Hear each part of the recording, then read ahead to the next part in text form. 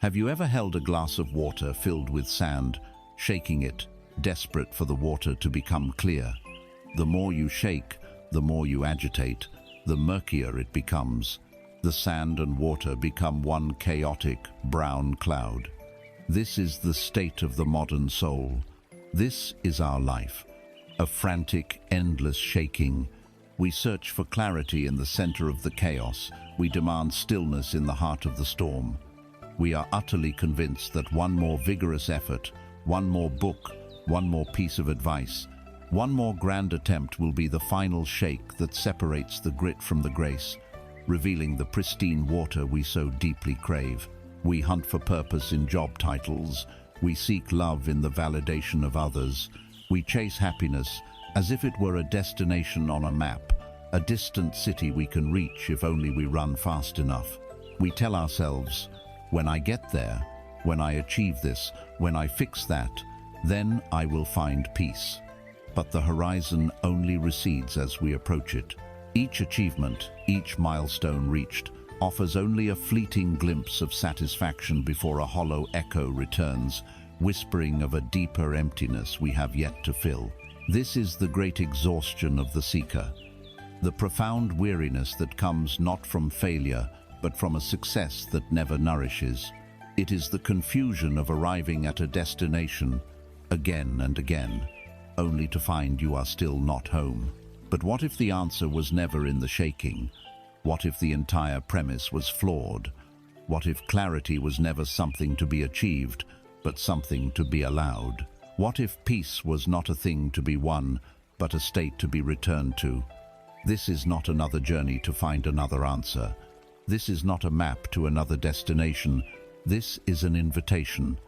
An invitation to do the most radical, most courageous thing of all.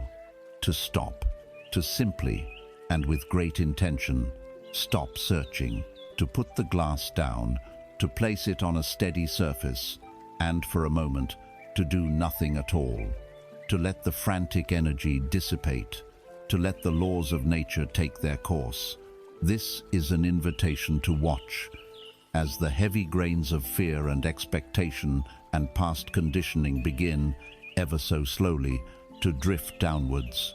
This is a space to witness the settling, and to discover, in the profound silence that follows the cessation of the search, that what we were looking for was never lost. It was never outside of us. It was only and ever obscured. It begins with a sound, a question, whispered from the deepest part of you into the vastness of the world. What is the way? How do I live? How do I find peace? And the world, in its infinite and chaotic generosity, answers. It answers with 1,000 voices, 1,000,000 pages, an endless stream of digital enlightenment. It speaks to you from ancient scriptures and modern podcasts, from stoic philosophers and charismatic life coaches, from complex scientific studies and simple marketable 7-step plans. At first, this chorus feels like a blessing. You are not alone in your questioning. Look at all this wisdom, all these tools, all these maps offered freely to you, the earnest seeker. You pick up a book, and its voice is confident, assuring. You listen to a speaker, and their energy is infectious, convincing. Each new source is a new promise, a fresh path opening up in the dense forest of your confusion. You are no longer standing still. You are gathering, collecting, learning. You are making progress. But then something subtle begins to shift. The chorus of helpful voices begins to sound less like a choir and more like a crowd. The clean, clear answers begin to overlap, to contradict, to compete for your attention. One voice tells you to embrace acceptance, to yield to the flow of life like water. Another tells you to forge your will like steel, to conquer your impulses and master your fate. One map leads east, promising a summit of mindful awareness. Another leads west, to a valley of radical self-love. You are told to think positively, but also to embrace your shadow. You are instructed to build disciplined habits, but also to live spontaneously in the moment. You are advised to look inward, but are handed ever more external tools to do so. The voices multiply. The whispers of your own soul are drowned out by the shouting of the marketplace of wisdom. You are now standing in the center of an echo chamber. Your initial, honest question, "How do I live?" has been amplified, distorted, and thrown back at you from 1,000 different walls, each one claiming to be the origin of the sound. The noise is deafening. The sheer volume of information creates not clarity, but a fine, vibrating dust of anxiety that clouds everything.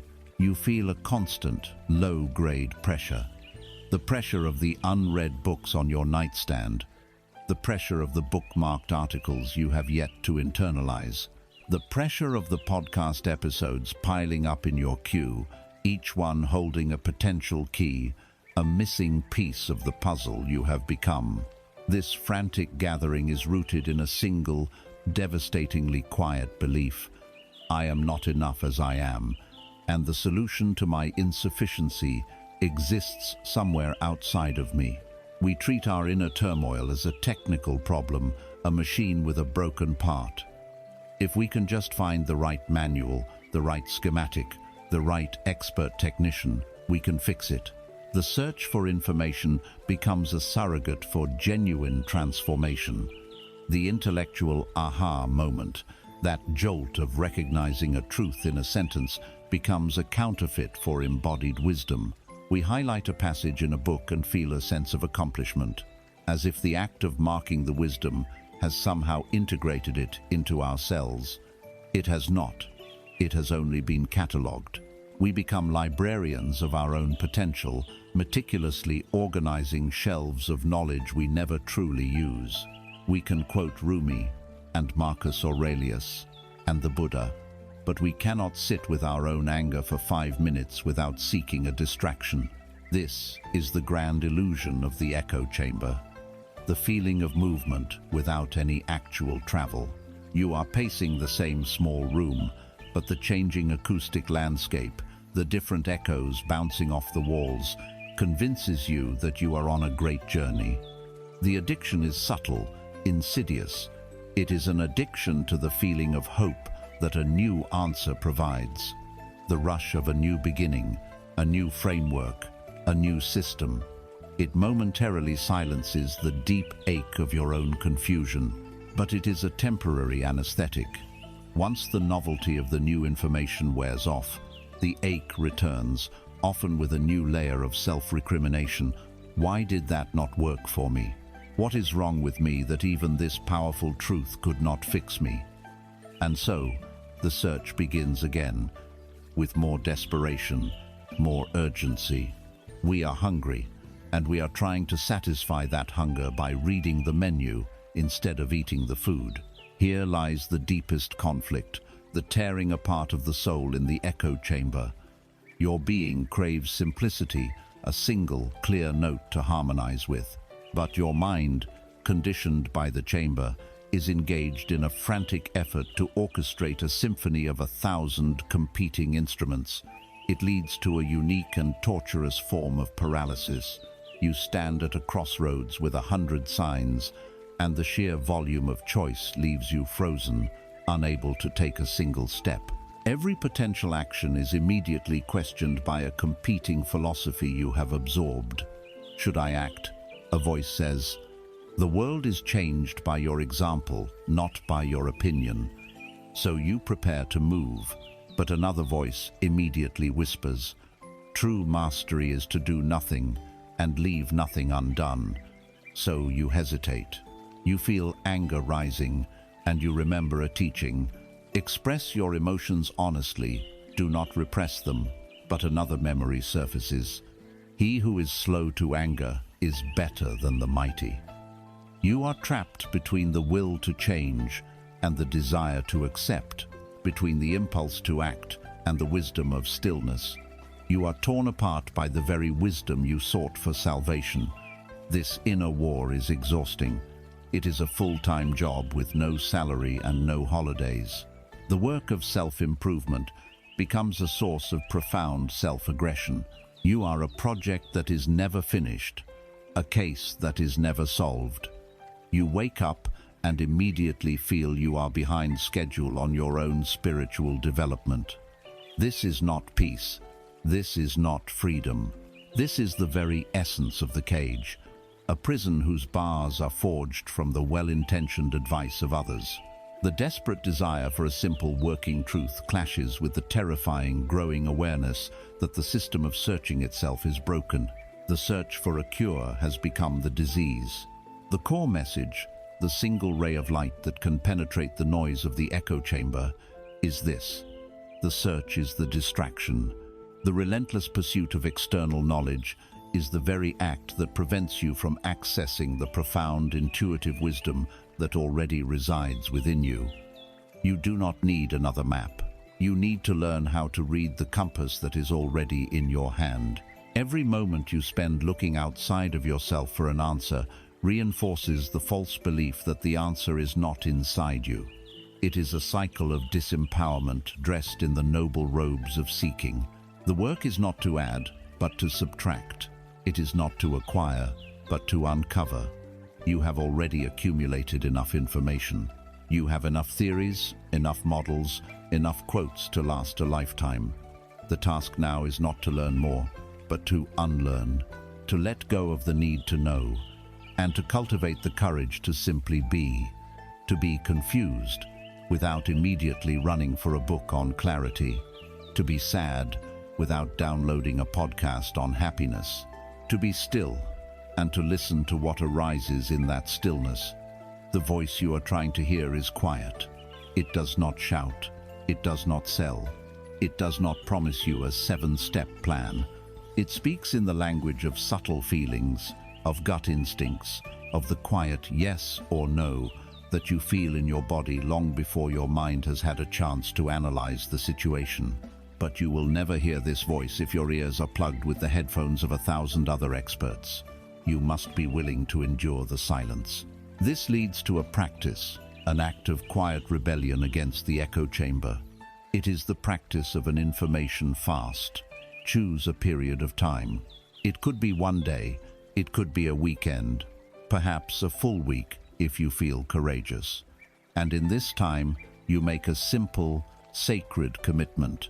No new input, no self-help books, no spiritual blogs, no motivational podcasts, no workshops, no new theories about the nature of your own mind. You unplug from the entire industry of answers.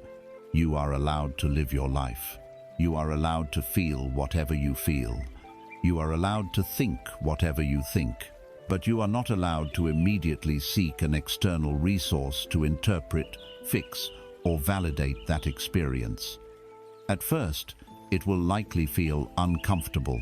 You will feel the pull, the habitual twitch of the mind to reach for a phone, a book, a screen. This is the withdrawal from the drug of external validation. There will be boredom, there will be anxiety.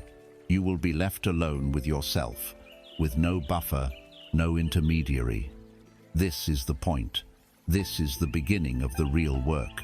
In this space you have created, the undigested wisdom you have consumed for years finally has a chance to settle. The frantic energy begins to calm, and you may start to hear things, not the voices of others, but the stirrings of your own heart. The unresolved grief you have been papering over with positive affirmations. The brilliant idea you have been too busy learning to ever execute. The simple, profound feeling of your own breath, a rhythm that has been with you your entire life, but which you have rarely stopped to truly notice. The purpose of the information fast is not to magically receive an answer in the silence. The purpose is to become intimate with your own questions, to hold them, to feel their weight, to let them be, without the frantic need to resolve them. You step out of the chamber. The deafening roar of 1,000 echoes ceases. You find yourself standing in a vast, open field. The air is still. The only sound is the rustle of wind in the grass, the sound of your own quiet breathing. In the distance, you might hear a faint sound. It is not an echo. It is a clear, simple note. It is the sound of your own voice, and for the first time in a long time you can actually hear it. It was never lost. It was just waiting for you to stop shouting for help, so it could finally be heard. There is a line that exists only in our perception, a seam where the earth meets the sky. It is the horizon. As a child, you may have stood in an open field or on a vast shoreline and felt an inexplicable pull towards that line. It holds a promise of mystery, of arrival, of a place where you might finally see what lies beyond. You can walk for miles, for days, with your eyes fixed upon it, and you will find that you are no closer than when you began. The horizon is not a place. It is an effect of perspective.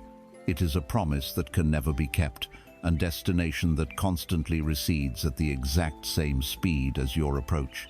This relentless, frustrating, and ultimately futile journey towards a perpetually retreating line is the perfect metaphor for one of the most profound tyrannies of the human mind, the tyranny of the next thing.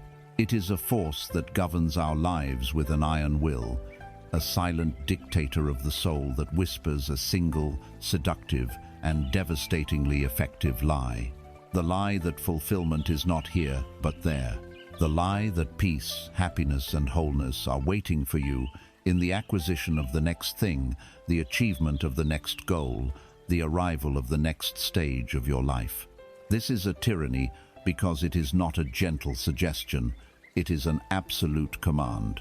It colonizes the present moment, stripping it of its own intrinsic worth and turning it into a mere stepping stone, a necessary inconvenience on the path to a future that will, finally, be good enough. It is a phantom that we chase, and in the chasing of it, we miss the entirety of our lives. The mechanism of this tyranny is woven into the very fabric of our thinking, into the grammar of our inner world. It is the sentence that begins with when and ends with then. Listen for it in the quiet monologue of your own mind. When I get the promotion and the bigger salary, then I will finally be able to relax and feel secure. When I find a loving partner, then my loneliness will end and my real life can begin. When I lose 20 pounds, then I will feel confident and worthy of being seen. When I finish this stressful project, then I will have time for myself. When I move to a new city, then I can reinvent myself and be happy. Each of these sentences is a contract for future happiness, with the present moment offered up as collateral. The mind, in its essence, is a survival machine, a tool for prediction and planning. It evolved to scan the future for threats and opportunities, to ensure that we would have food and shelter tomorrow. This future orientation was a blessing, but in a world where our basic survival is largely assured, this magnificent tool has turned against its master. It now scans the future not just for survival, but for salvation. It operates on a principle of manufactured lack, defining the present by what it is not. The present is not secure enough, not loving enough, not healthy enough, not peaceful enough. It is, by the mind's relentless logic, fundamentally deficient. This process is supercharged by our own biology. We are not just psychologically conditioned to chase the future, we are chemically rewarded for it. The anticipation of a reward often releases more dopamine, the neurotransmitter of motivation and pleasure, than the actual attainment of the reward. We become addicted not to happiness itself, but to the pursuit of happiness. The fantasy of the next thing is a constant, low-dose stimulant. The chase feels meaningful.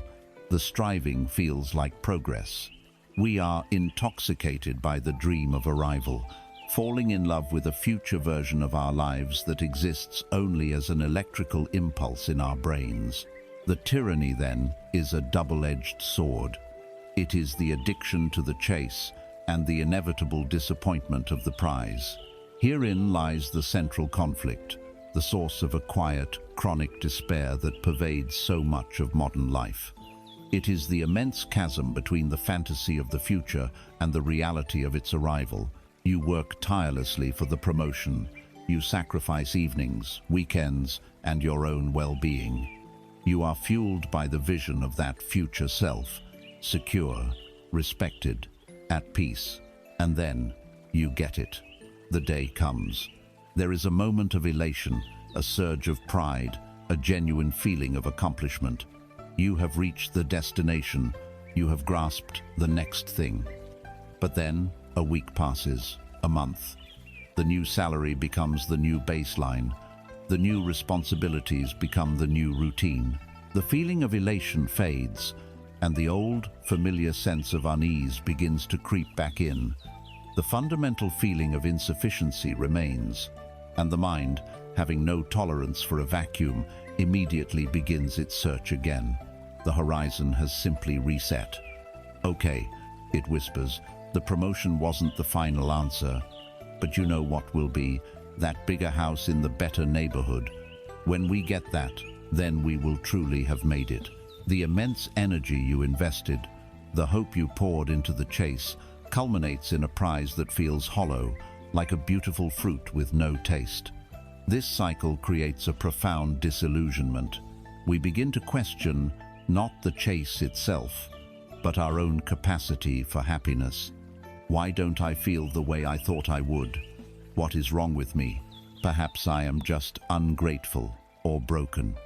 We feel a deep sense of betrayal, not by the world, but by our own promises to ourselves. The present moment becomes a place of perpetual waiting, a grey antechamber to a vibrant throne room that we never seem to reach. We live our lives in a state of suspended animation, always preparing to live, but never actually living. We endure the now for the sake of a then that never truly satisfies. This is the very definition of a life unlived. The only way to win this game is to refuse to play. The liberation you seek is not located at a future point in time. It is located in the courageous act of withdrawing your belief in that future point. The core message is this: the freedom is not in reaching the horizon, but in abandoning the race towards it. This is not a call to apathy, laziness, or a surrender of your ambitions. It is the exact opposite. It is a call to reclaim your ambition and place it where it can actually bear fruit, in the present moment. It is the shifting of your focus from the glorious outcome to the sacred process. True ambition is not the desire to arrive at a destination. It is the desire to walk the path with presence, with dignity, and with an open heart. It is to find the richness not in the fantasy of the summit, but in the feeling of the solid ground beneath your feet with every single step. Imagine a potter at her wheel. If her mind is entirely focused on the finished pot, its perfection, its value, the praise it will receive, her hands will be tense.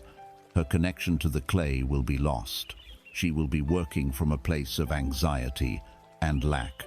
But if she places her attention on the process itself, the feeling of the wet clay spinning through her fingers, the subtle pressure required to shape it, the rhythm of the wheel, the dance of creation, in this very moment, the pot will emerge as a natural expression of her presence.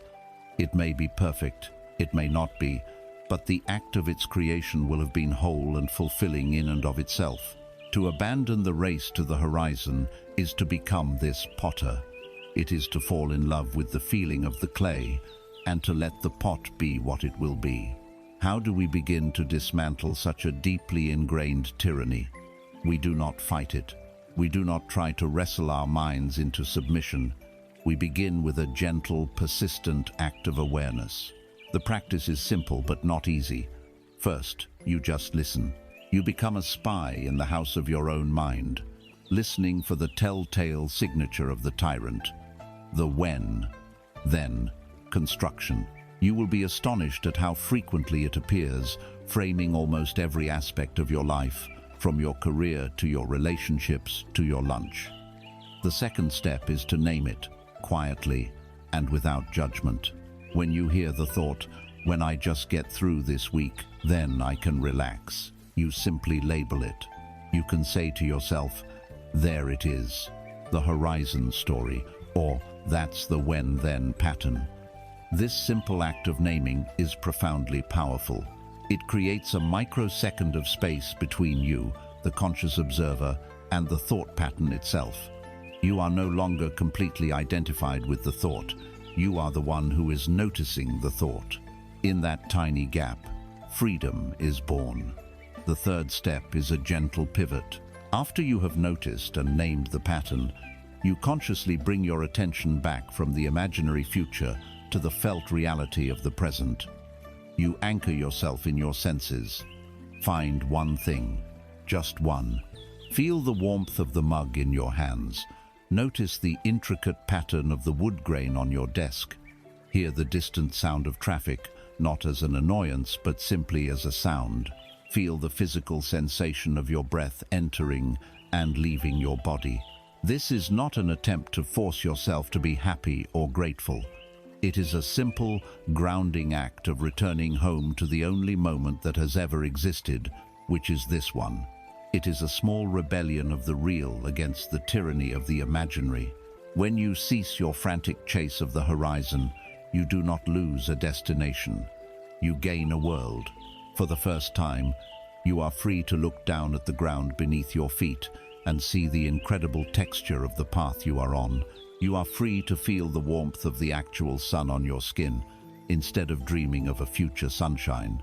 You are free to look up and appreciate the vast, magnificent sky that has been above you all along. A sky you never noticed because your gaze was locked on that single, illusory line in the distance. You stop trying to arrive, and in doing so, you finally realize you are, and always have been, already here. And here, in this present moment, is where all of life unfolds. If we trace the frantic energy of our searching back to its source, past the desire for happiness, past the hunger for success, past the thirst for peace, we arrive at a place that is quiet, deep, and profoundly tender. We arrive at the origin point of the entire chase. It is a fundamental belief, a story we tell ourselves so often and so automatically that we no longer recognize it as a story. We experience it as a fact, as the bedrock of our reality. The story is this: I am, in some essential way, inadequate. I am flawed. I am not quite right. There is a crack in my foundation, a piece missing from my core.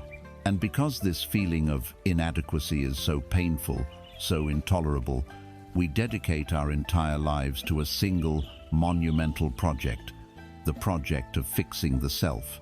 Our life ceases to be a journey of discovery and becomes instead a long and arduous renovation project. We see our personality, our habits, our emotions, and our body not as aspects of a whole and living being, but as a collection of problems to be solved. We are the failing student, the broken appliance, the unprofitable business, the patient with a chronic disease. And so we search. We search for the cure, the upgrade, the patch, the secret formula that will finally correct our inherent deficiency and make us acceptable, whole, and worthy of our own love. This sense of inadequacy is a ghost that haunts the modern soul. It is the quiet, humming background radiation to our daily lives. It is the inner critic, that tireless narrator who provides a running commentary on all our failings, who replays our every mistake in high definition, who holds up the flawless lives of others as evidence of our own shortcomings. It is the imposter syndrome that whispers, "You will be found out," that your success is a fluke, that you do not belong in the room.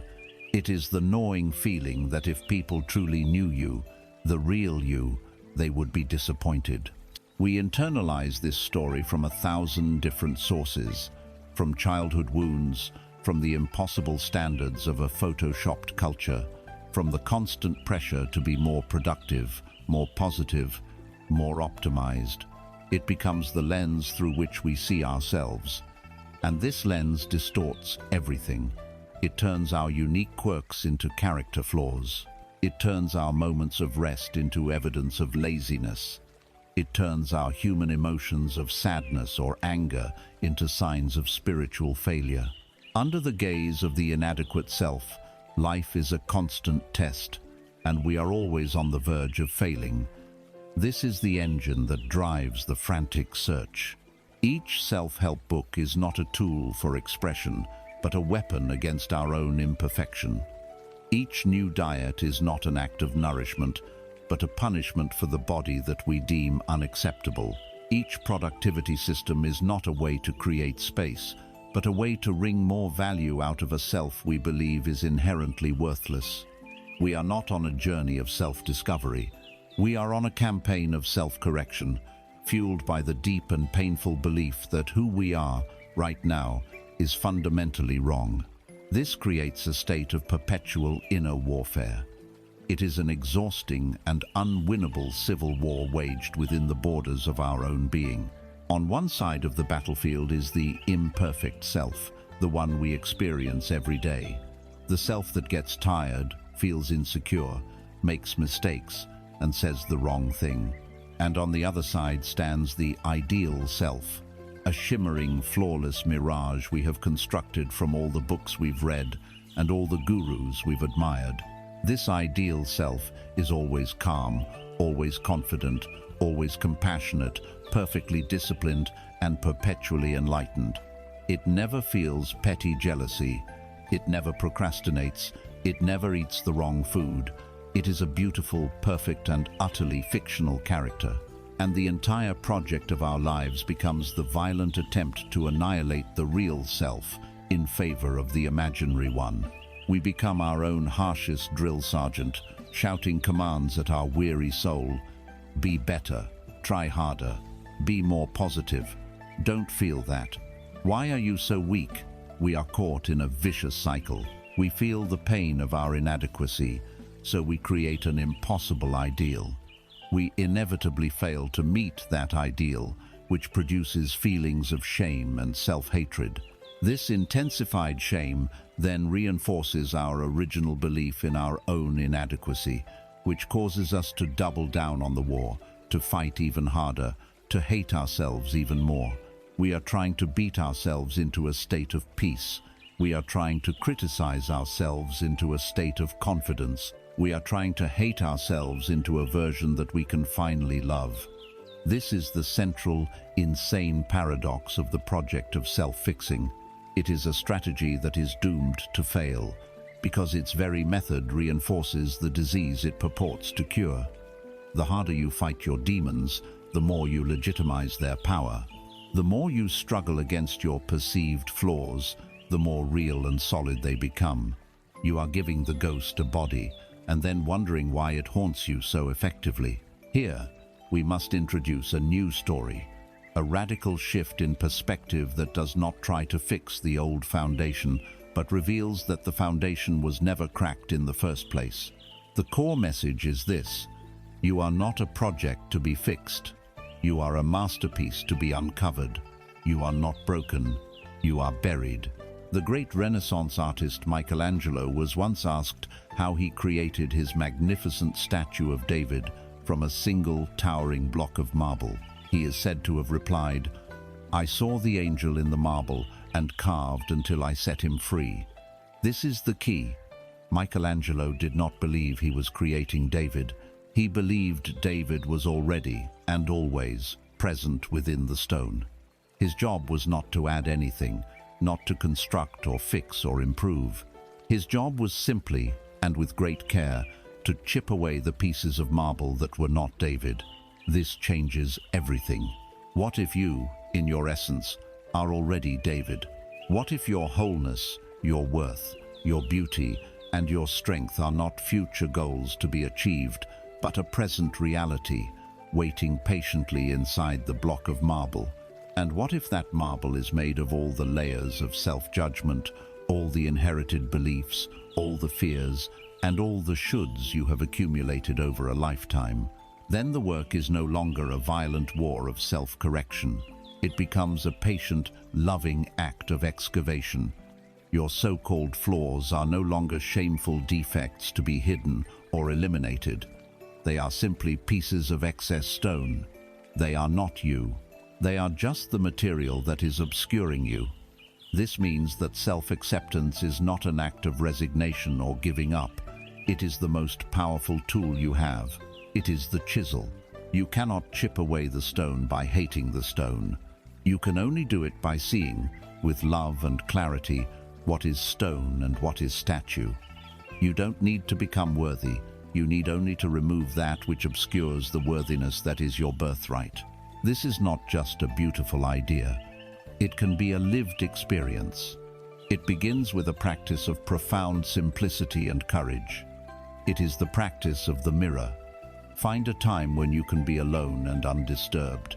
Stand or sit in front of a mirror, close enough that you can see your eyes clearly. And now, do the opposite of what you have been conditioned to do your entire life. Do not inspect. Do not critique. Do not check for wrinkles or blemishes or signs of aging. Let go of the mirror as a tool for assessment. Your task is to simply hold your own gaze. Look into your own eyes. These are the same eyes that have witnessed every moment of your life. They have seen your greatest joys and your most secret sorrows. They have seen your kindness and your anger, your courage and your fear. Within them is the entire history of you. As you hold your gaze, your inner critic will likely go into overdrive. It will tell you this is stupid or narcissistic. It will point out the dark circles under your eyes. It will remind you of something you did wrong yesterday. Do not fight these thoughts. Let them come. Let them float by like clouds in the sky. But keep your gaze steady. Your only job is to stay, to be present with the person in the mirror. You may feel a powerful urge to look away, to laugh, to cry. That is the resistance of the marble. Just notice it and gently return your gaze. Hold your own stare with a sense of neutrality and perhaps eventually with a sense of kindness. You are offering yourself the one thing you have been withholding your entire life. Your own steady, non-judgmental, loving attention. You are not trying to fix the person in the mirror. You are not trying to change them. You are simply letting them be seen. You are meeting yourself, perhaps for the very first time. In this simple, repeated act of seeing, something begins to shift. You are no longer just the critic. You are also the witness. You are the loving presence that is seeing the person who feels inadequate. You are beginning to align yourself not with the excess stone, but with the artist's loving eye. The mirror is not there to show you what is wrong with you. It is there to remind you of the presence that is looking. That presence, that awareness, is not flawed. It is not inadequate. It is clear, whole, and free. You are not the struggling person you see in the reflection. You are the stillness that is seeing them. You are the artist, and the masterpiece is you. The work is not to become a better statue. The work is to pick up the chisel of loving awareness and gently, patiently chip away everything that is not. From the moment we are born, we are handed maps. They are given to us with the best of intentions, offered as precious gifts, as sacred guides to the treacherous territory of life. There is a map given to us by our family, its routes worn smooth by the footsteps of generations, its destinations marked with the ink of tradition and loving expectation. There is a map given to us by our culture, a grand, colorful chart showing all the approved highways to success, all the safe harbors of social acceptability, and all the dangerous, unlabeled regions of non-conformity. There is a map from our education, from our religion, from our peers. These maps are presented to us as truth, as the collective wisdom of those who have come before. They promise a good life, a safe passage. They show us where to go, what to value, and who to become. We take them, and we are grateful. To be given a map is to be loved, to be cared for. And so, clutching these guides, we begin to walk. We place our feet carefully on the designated paths, we aim for the celebrated milestones, and we believe, with all our hearts, that we are on the right track. It is often not until mid-journey, when we find ourselves in a place that looks exactly like the destination on the map but feels nothing like home, that we begin to suspect a terrible truth. The heaviest burden you will ever carry is a map that leads to someone else's paradise. The instinct to follow is one of our deepest. It is born of the primal human need for safety and belonging.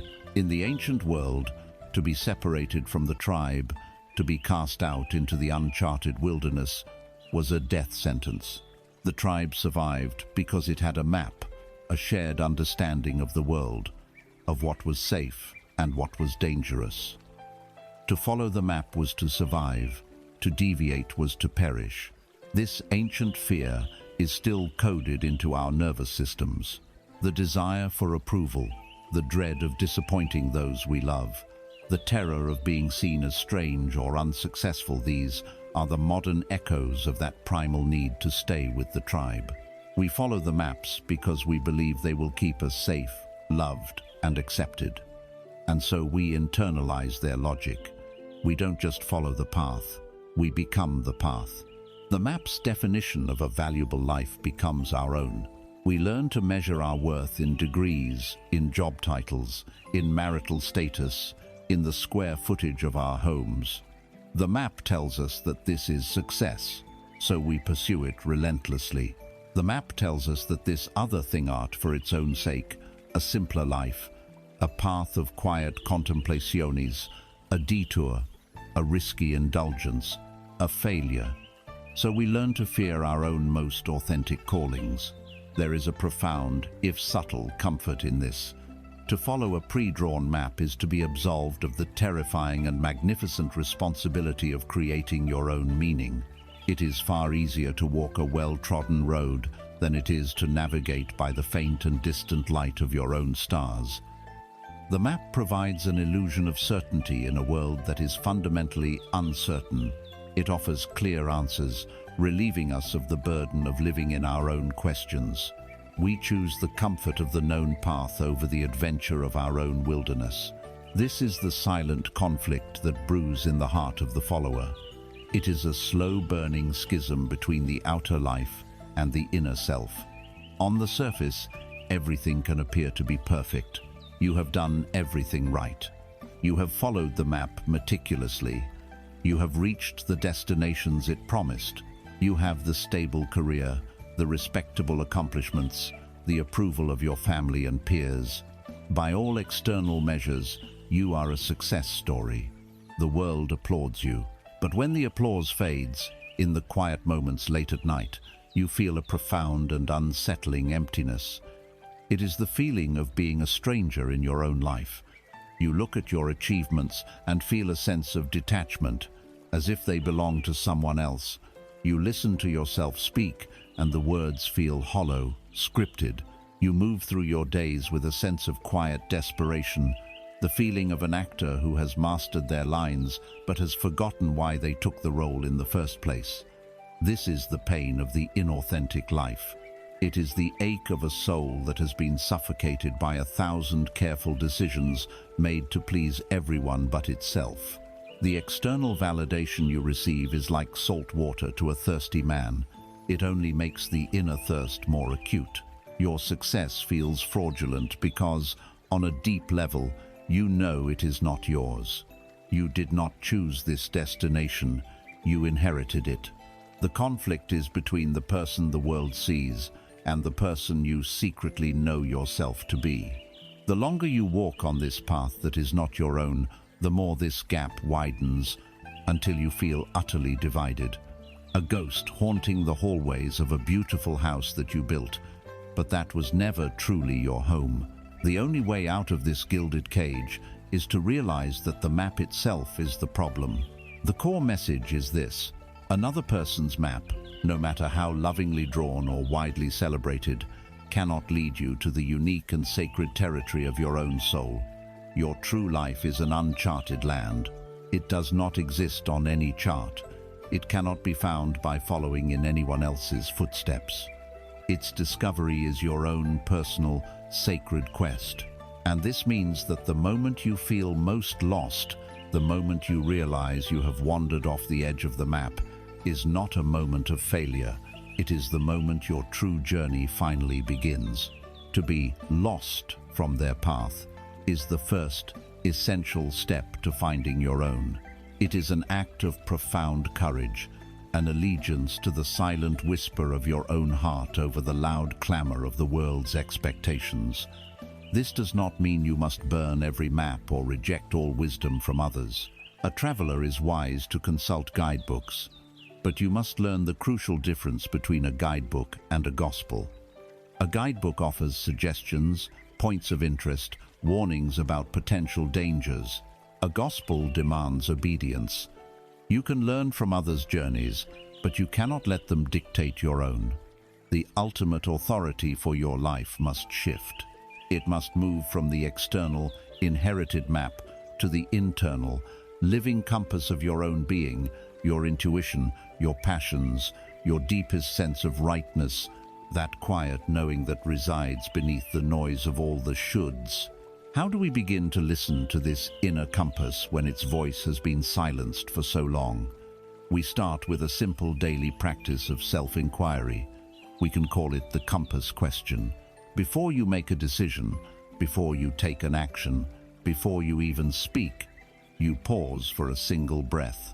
And in that pause, you ask yourself a simple question. Is this coming from me, or is it for them? Is this choice an expression of my own authentic desire, my own values, my own truth? Or is it an attempt to meet an external expectation, to win approval, to play a role, to avoid disapproval? You can apply this to everything. The clothes you choose in the morning. Am I wearing this because I love it, or because it projects the image I think I'm supposed to project? The words you are about to say in a meeting. Am I saying this because I believe it, or because it's what a person in my position is expected to say? The way you plan to spend your weekend. Am I doing this because it truly nourishes my soul, or because it's what a successful or social person is supposed to do? When you ask this question, do not look for the answer in your analytical mind. The mind is a master strategist, an expert at justifying actions that serve the ego and seek approval. Instead, listen for the answer in your body. An action that comes from you often feels expansive, quiet, simple, and grounded. It feels like a release of tension, a quiet settling. An action that is for them often carries the subtle energy of anxiety, of obligation, of striving. It feels like a tightening, a bracing, a performance. Do not be alarmed by how often the answer is for them. In the beginning, it will be most of the time. The point is not to immediately revolutionize your life or to make drastic, reckless changes. The point is simply to notice, to become a student of your own motivations. This awareness, this simple act of asking the question, is the first step you take off the map. It is the beginning of drawing your own. Imagine the moment you finally set the old maps down, all of them. You fold them neatly and place them on the ground, thanking them for the safety they once provided. For a moment, you will feel a terrifying lightness. Before you lies not a path, but an open wilderness. There are no signs, there are no guarantees. There is only the landscape of your own life, waiting to be explored. This is the moment of your birth as a true individual. It is scary, yes, but it is also thrilling. For the first time, you are free. You are free to navigate, not by the dead ink of the past, but by the living light of the stars in your own sky, by the pull of your own inner north, and by the feel of the solid, uncharted earth beneath your feet. You take a breath, and you take the first step. We have spoken of the search as a frantic chase, fueled by the feeling of our own inadequacy and guided by the maps of others. We have unmasked the core beliefs that keep us running in circles, but even when the mind begins to understand, even when the intellect agrees that the chase is futile and the maps are flawed, there remains one final, formidable barrier. It is a primal fear, a force more powerful than logic that keeps us rooted to the spot. It is the fear of letting go. Imagine yourself standing on a shoreline. The sand beneath your feet is solid, predictable, known. The rhythm of the waves is a familiar lullaby. This shore represents your life as it is now. It is your job, your relationships, your habits, your identity, your problems. It may not be a paradise. The sand might be rocky, the weather might be gloomy, the tide might bring in debris that causes you pain. But it is your shore. It is known. You know its dangers, its limitations, its familiar aches. You have learned how to survive here. And then there is the ocean. It stretches out before you, vast, deep, and utterly mysterious. It glimmers with the promise of new lands, of undiscovered islands, of untold treasures. It calls to the part of your soul that yearns for adventure, for growth, for freedom. But it is also terrifying. Its depths are home to unknown monsters. Its currents are powerful and unpredictable. To enter it is to relinquish control. To sail upon it is to embrace the profound uncertainty of the void. And so you stand, paralyzed at the water's edge, caught between the suffocating comfort of the known and the terrifying promise of the unknown. This is the final gatekeeper of the old world, your attachment to the shore. The psychology of clinging is a psychology of survival. Our deepest instinct is not to be happy but to be safe. And safety, to the mind, means predictability. We have an almost infinite capacity to adapt to suffering, as long as that suffering is consistent. We can tolerate a soul-crushing job for decades because its misery is predictable. We can remain in a lifeless relationship because the nature of its emptiness is known. We prefer the devil we know to the angel we do not. The known pain of the shore feels safer to our nervous system than the unknown joy of the ocean. This is because the ocean demands something of us that the shore does not. It demands our faith. It demands that we trade the solid ground of evidence for the fluid vessel of trust. We tell ourselves 1,000 stories to justify our fear of the water. I'm not ready yet. I need to be stronger, wiser, more prepared. I need a better boat, a clearer map, a guarantee of safe passage. It's irresponsible to leave. I have responsibilities here on the shore. What if I fail? What if I drown? What if I leave this shore only to find there is nothing else out there? These are not rational assessments. They are the sophisticated rationalizations of a deeply rooted terror. We build intricate logical arguments that serve one purpose: to protect us from the raw, existential fear of letting go of what is familiar. We become curators of a prison we have mistaken for a sanctuary. We cling to the railings of our own cage, not realizing the door has been open all along.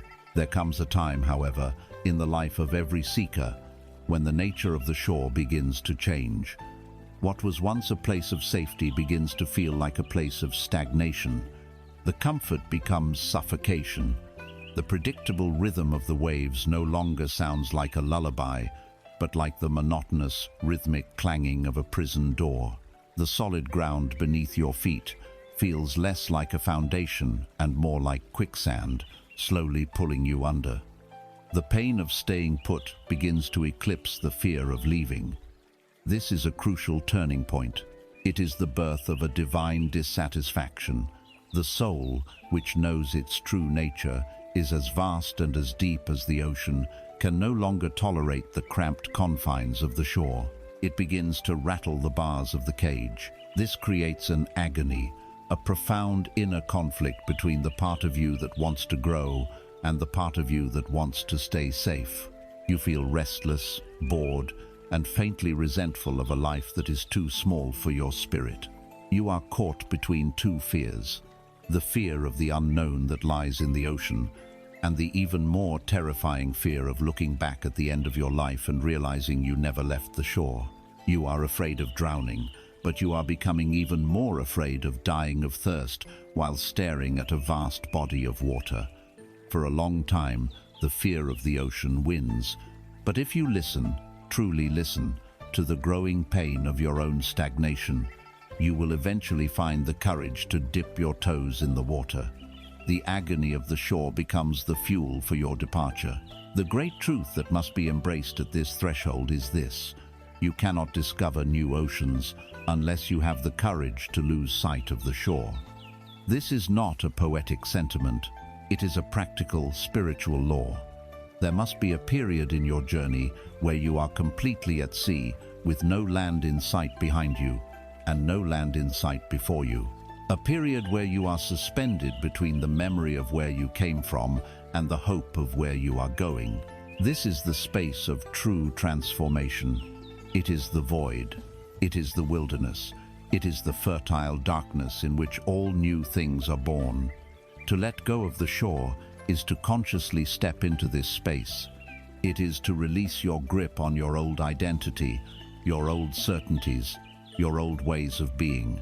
It is to accept a period of not knowing who you are, not knowing where you are going, not knowing if you have what it takes to survive. It is in this state of radical vulnerability that you discover your true strength. Your real resilience is not tested when you have the solid ground of the shore to stand on. It is tested when you are in the middle of the storm, with only the wood of your own small boat between you and the abyss. It is here that you learn to navigate by a different light. You can no longer rely on the familiar landmarks of the coast. You must learn to read the stars, to feel the direction of the wind, to listen to the wisdom of the currents. These are the instruments of your own intuition, your own inner knowing.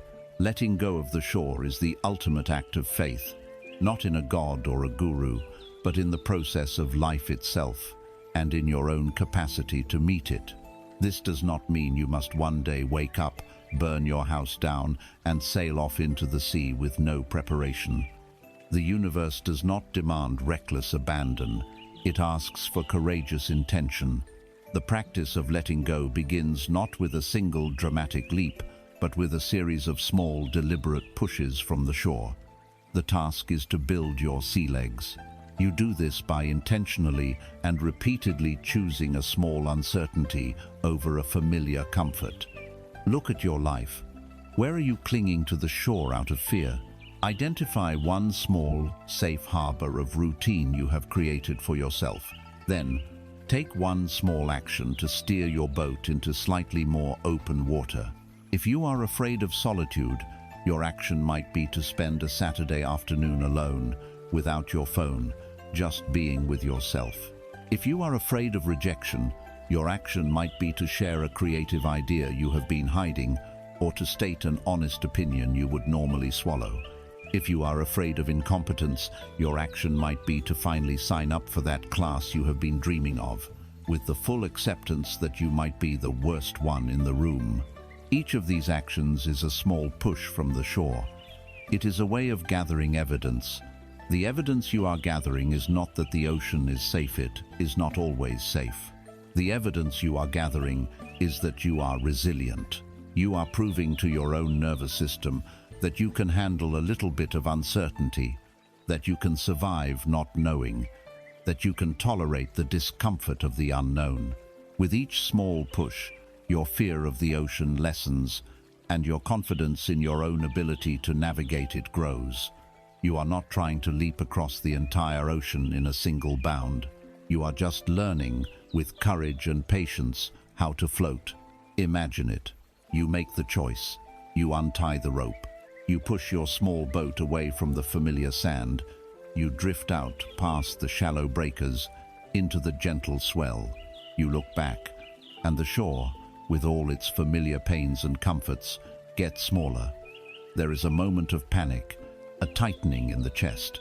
The old voice of fear screams at you to go back, but you stay. You breathe. You feel the gentle rocking of the boat, the vastness of the sky above, the cool spray of the water on your face. You look back again, and the shore is just a thin, faint line. And then you pass a headland, and it is gone. You are alone. You are at sea. And in the silence that follows the disappearance of the shore, Beneath the fear, a new feeling rises. It is a feeling of immense space, of profound quiet, of limitless possibility. It is the feeling of freedom. The journey is not over.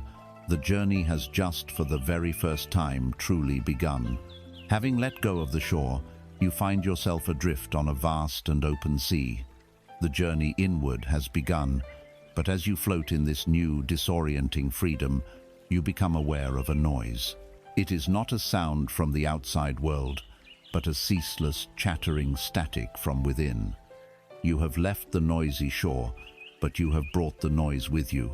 This marks the beginning of the next phase of the journey, the conscious building of an inner architecture of silence. We live in a world that is terrified of silence.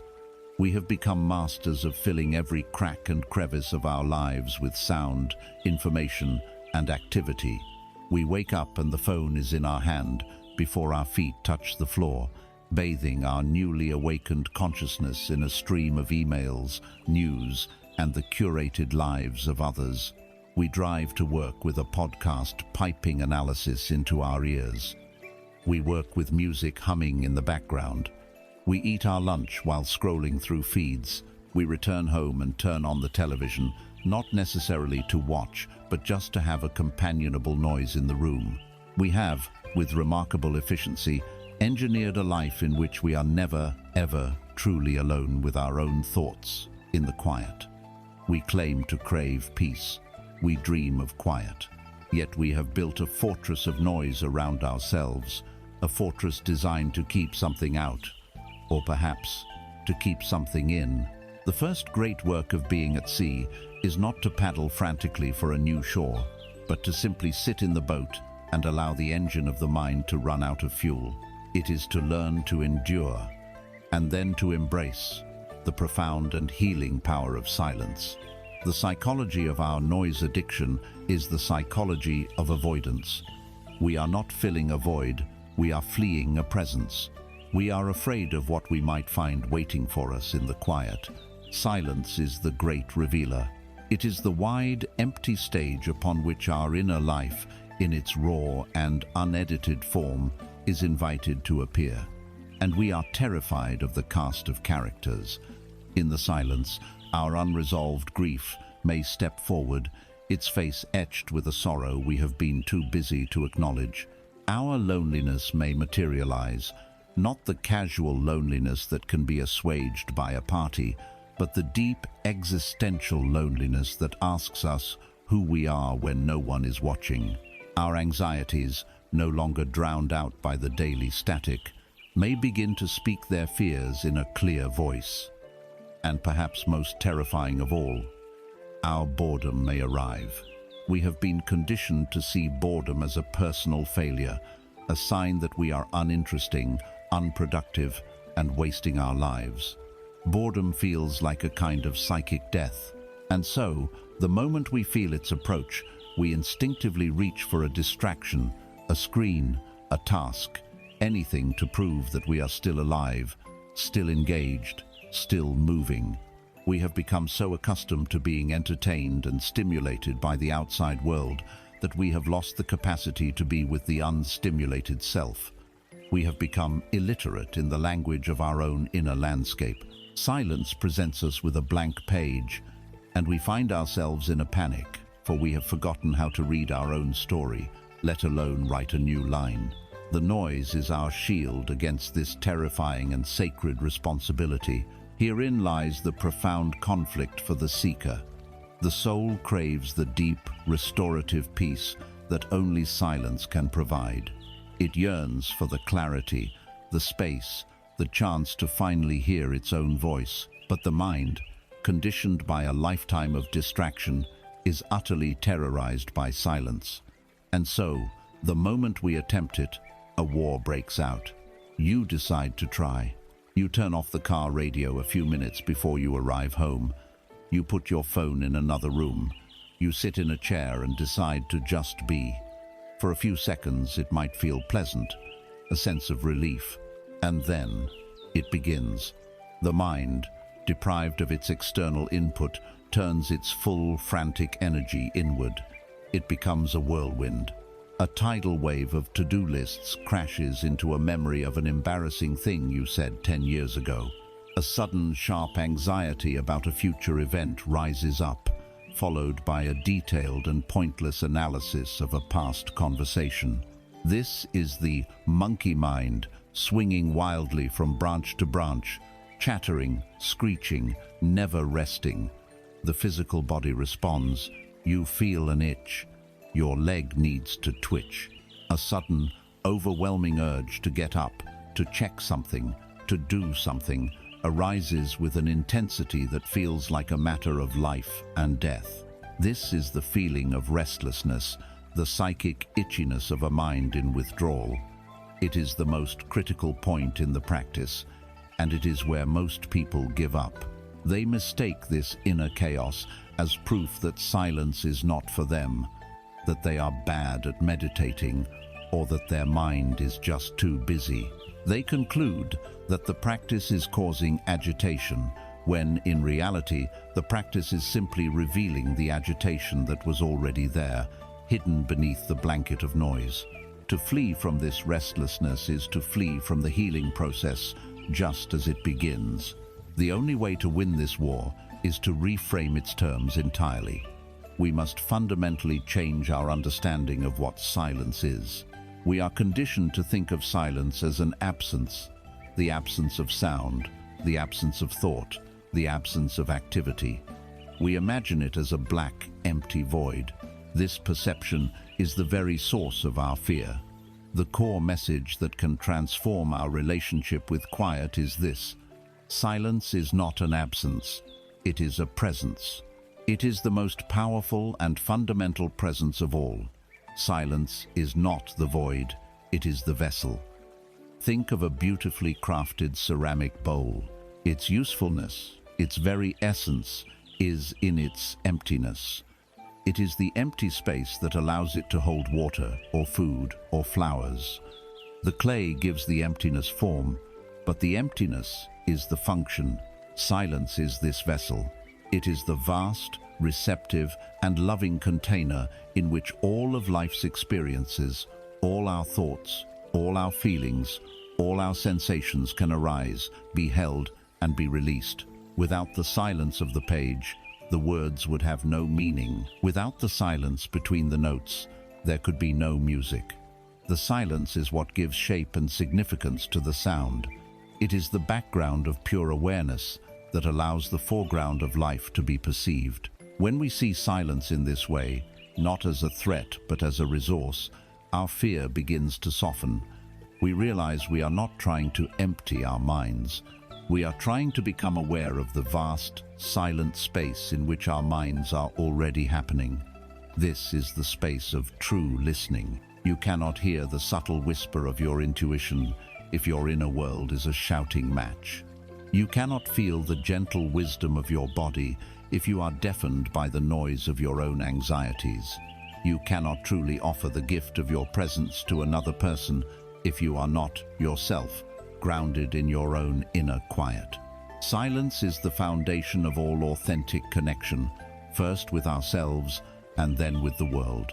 To cultivate this foundational presence, we do not need to retreat to a monastery or take a vow of silence. We need only to become humble architects, building small, sacred spaces of quiet into the sprawling, noisy structure of our daily lives. The practice is to weave pockets of silence into your day. These are not grand gestures. They are micro-doses of stillness. The work is to start small, so small that the mind does not have time to mount its full, terrified resistance. After you park your car at work or at home, before you reach for your phone or unbuckle your seatbelt, just sit.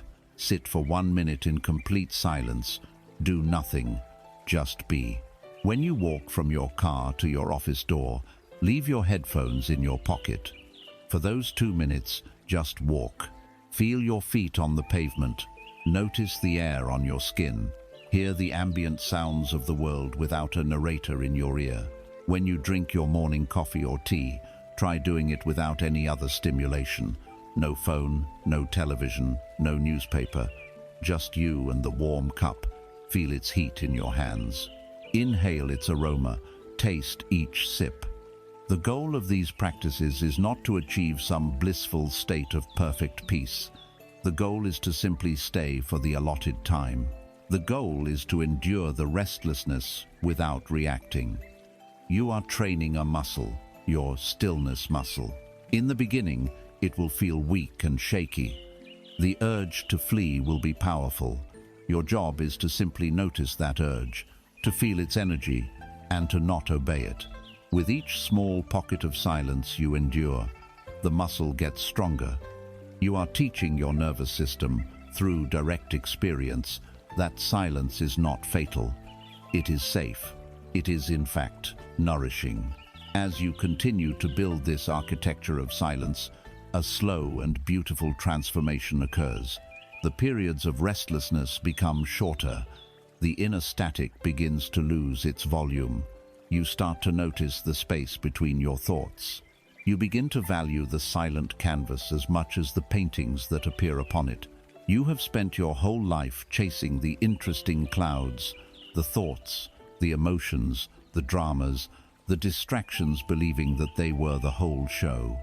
Now, you begin to appreciate the sky, the vast, boundless, silent, and ever-present sky of awareness that holds all the clouds, that is untouched by their passing storms, and that remains long after they have dissolved. To cultivate silence is to learn to rest in the nature of this sky, your own fundamental nature. It is to discover that peace is not something you must find or create, but something you can return to, for it has been here, holding you, all along. Having built the first, fragile structures of silence in your life, you begin to notice what arises within that quiet space. At first, it is a chaotic whirlwind, the restlessness of a mind in withdrawal. But as the initial storm subsides, you start to perceive your inner world with a new clarity. And here, we encounter the next subtle, powerful habit of the mind that stands between us and true peace. It is the habit of immediate judgment, the automatic reflex to label, categorize, and react to every single thing we experience. We do not simply experience life. We instantly process it through a dense filter of concepts and opinions. A feeling of sadness arises, and before we have even felt its texture, we have already labeled it sadness, judged it as bad or negative, and launched a strategic campaign to get rid of it. We see a tree, and instead of taking in its unique, unrepeatable presence, we label it oak, compare it to the one in our neighbor's yard, and start thinking about whether its leaves will be difficult to rake in the autumn. The raw, sensory, vibrant reality of the moment is hijacked by the intellect in a fraction of a second. We live our lives not in the world itself, but in our running commentary about the world. We have traded the territory for the map, and we have forgotten the difference. The art of pure observation is the art of reclaiming the territory. It is the journey back from interpretation to direct experience. The mind's relentless drive to label and judge is not a flaw. It is a feature of its evolutionary design. For our ancestors, this rapid categorization was a matter of survival.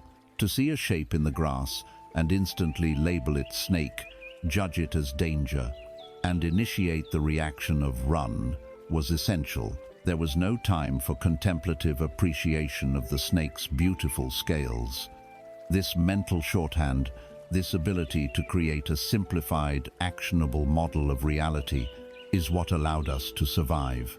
The problem is that this incredibly useful but fundamentally crude survival tool is now being applied to the infinitely subtle and complex landscape of our inner life. The mind treats a feeling of vulnerability with the same problem-solving urgency it would treat a predator.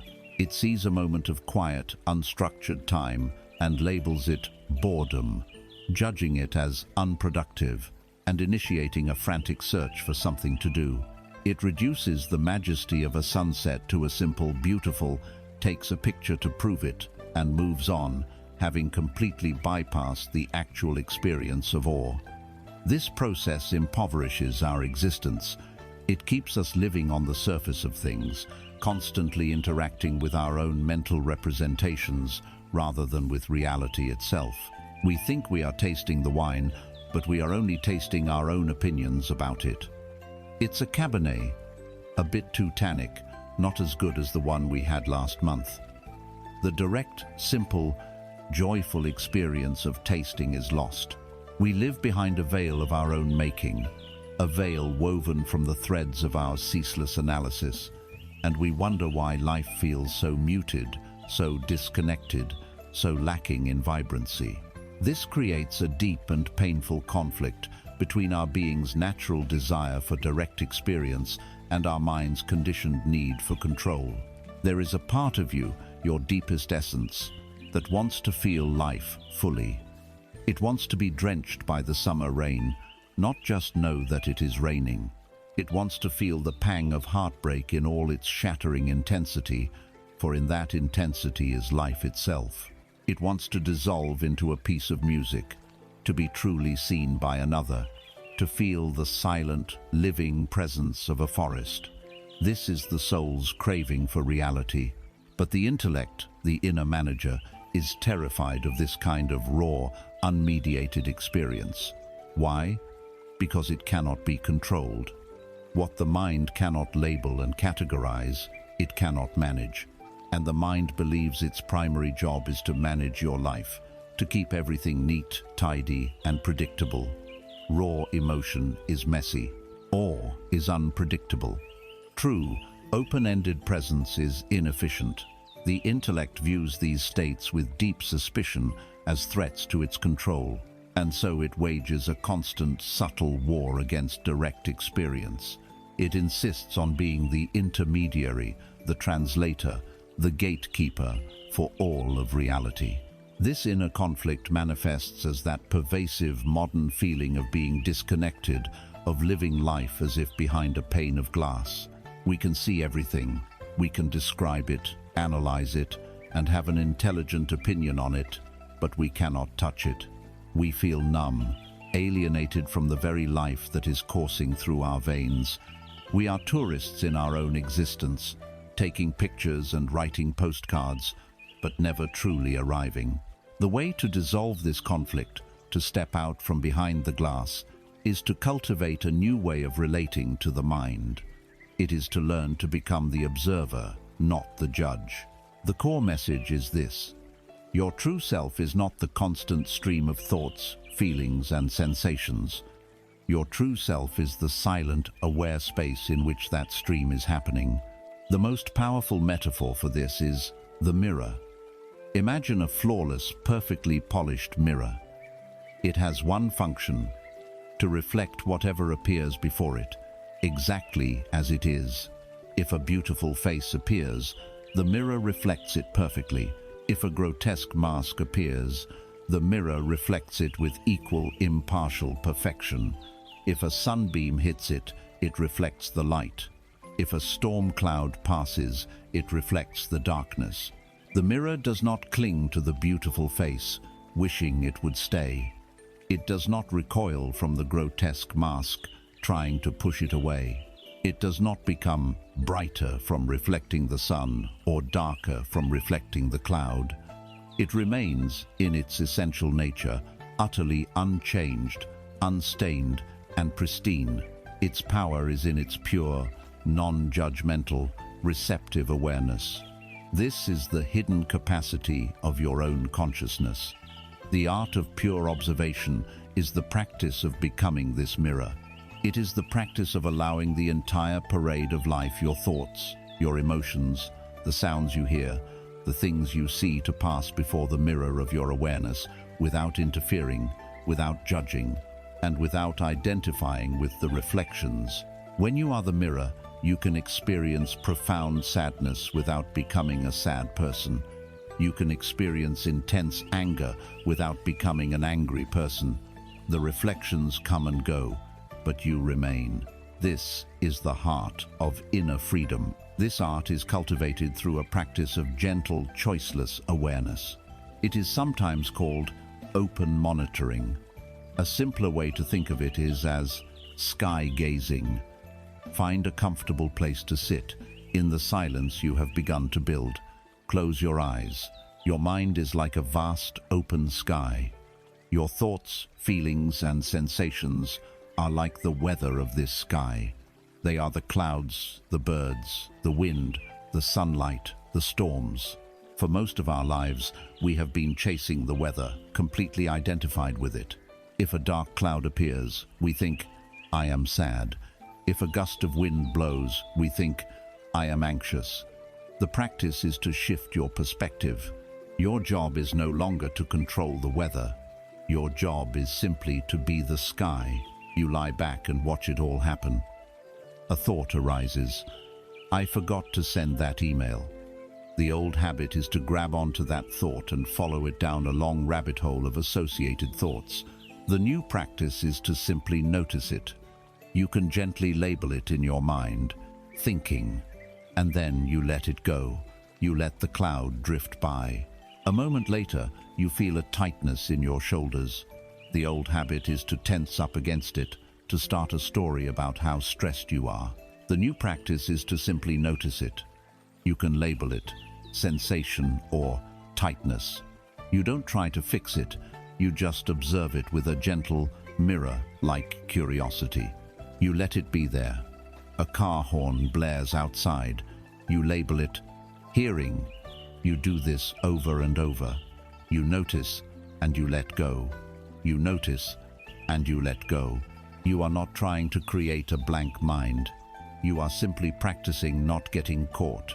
You are exercising the muscle of disidentification.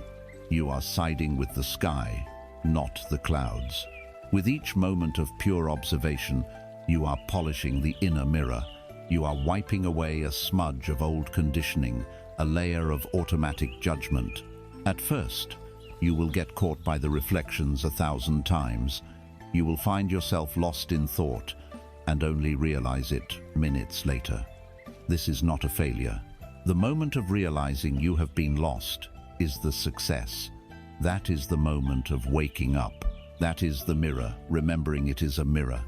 You simply and gently, without any self-recrimination, return to observing. Over time, the practice deepens. The space between your thoughts becomes more apparent. You begin to experience your emotions not as absolute truths that define you, but as transient waves of energy passing through your awareness. You start to see the world with the fresh eyes of a child, because you are no longer immediately slapping a label on everything. You are allowing yourself to experience the thing in itself. This is the great homecoming. It is the return from the exile of the intellect to the homeland of direct experience. You are no longer just looking at the menu. You are at long last beginning to taste the food. As we learn to rest in the silent, mirror-like quality of our own awareness, we will inevitably be shown reflections we do not wish to see. Into the quiet space we have so carefully cultivated will walk the uninvited. Fear will appear, with its cold grip and its frantic, racing heart. Grief will arrive, heavy and silent, carrying the weight of all our losses.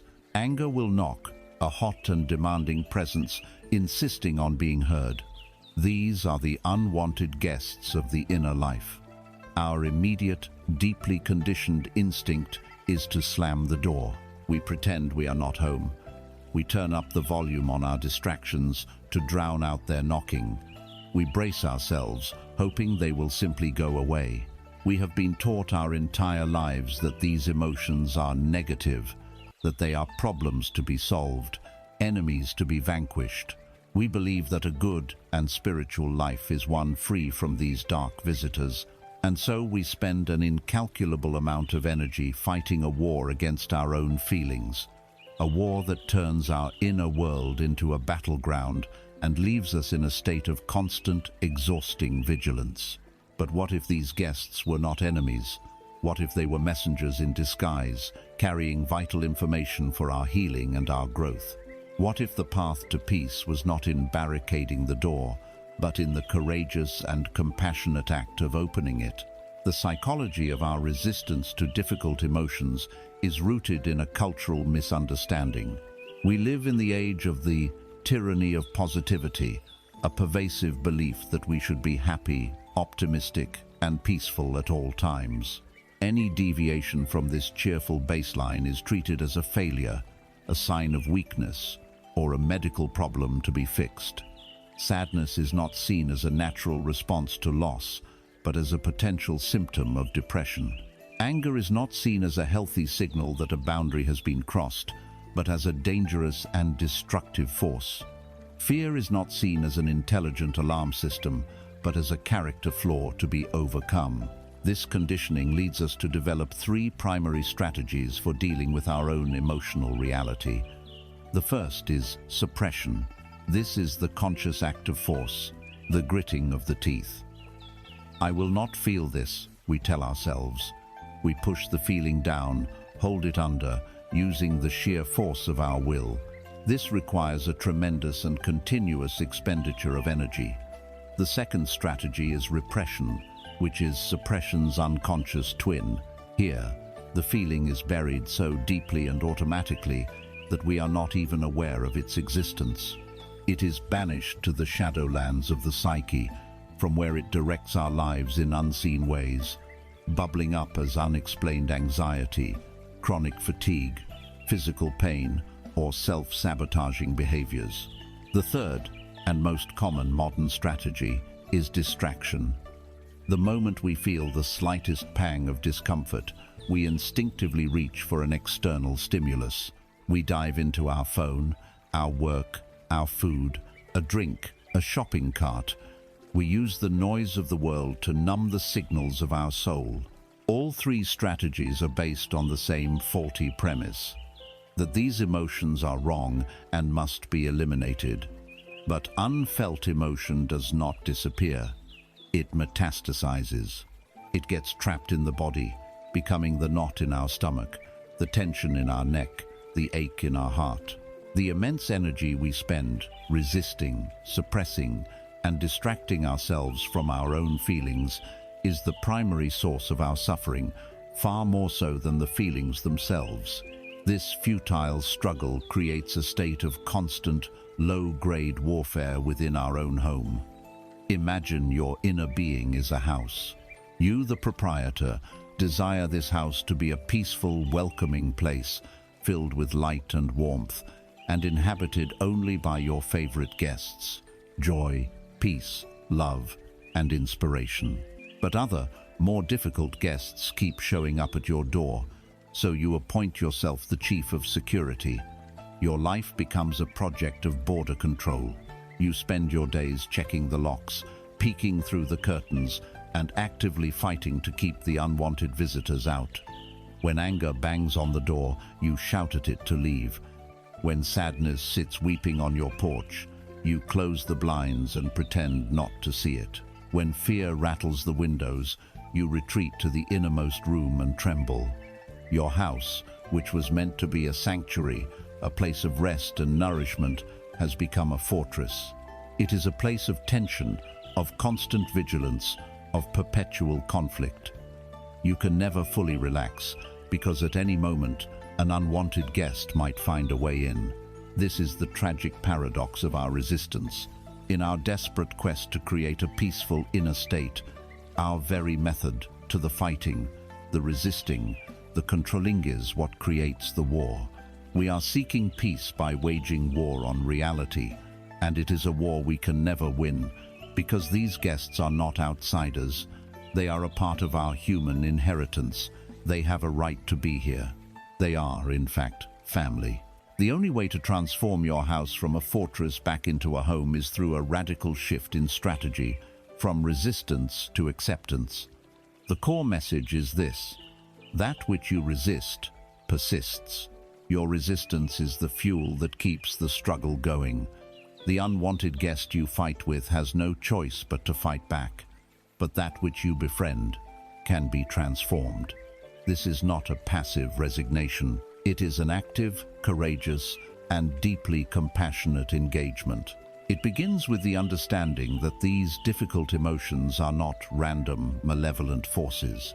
They are an ancient, intelligent part of your own being, and they always carry a message. Fear is not the enemy.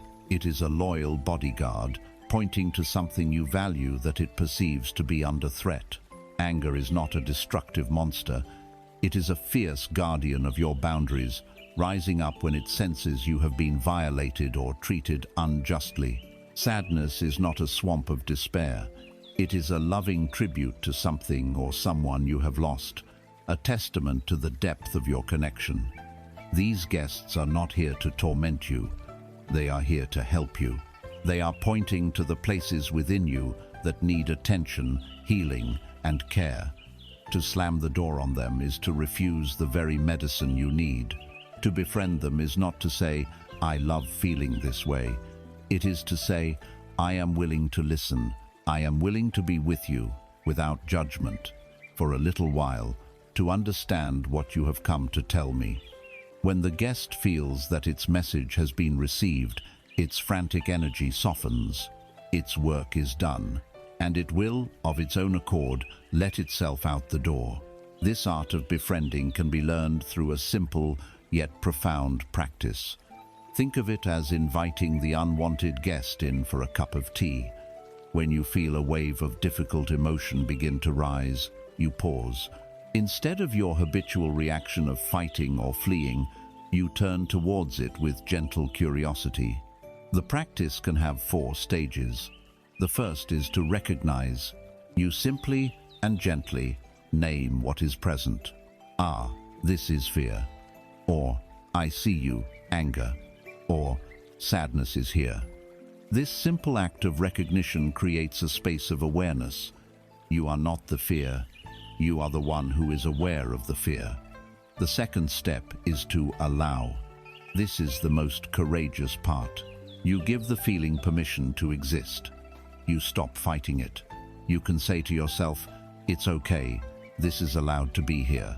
You are dropping the rope in the tug of war. You are unbracing yourself. You are letting the wave be a wave without trying to stop the ocean. The third step is to investigate. This is not a mental analysis of why you feel this way. It is a gentle, embodied curiosity. You ask, "Where does this feeling live in my body?" Feel its physical signature. Is it a tightness in the chest, a hollow feeling in the stomach, a heat in the face? Is it vibrating, sharp, heavy, cold? You simply explore the raw sensation of the emotion with the kind attention of a gentle scientist.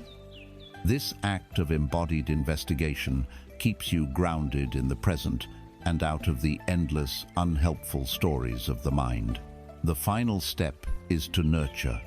Having recognized, allowed, and felt the emotion, you offer a gesture of kindness to the part of you that is suffering. This can be as simple as placing a hand on your heart or wherever you feel the sensation most strongly. You might silently offer yourself a kind word or phrase, such as, "I am here with you," or "This is a moment of suffering. May I be kind to myself."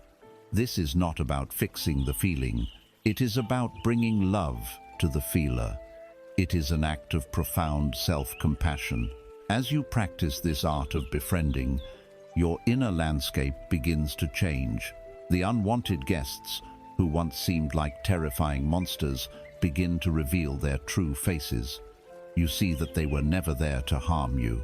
They were lost parts of yourself, knocking on the door of your consciousness, simply asking to be seen, heard, and held. By learning to open the door, to sit with them, to listen to their stories with compassionate awareness, you integrate their wisdom and release their stored energy. The war ends. The house ceases to be a fortress and becomes at long last a home.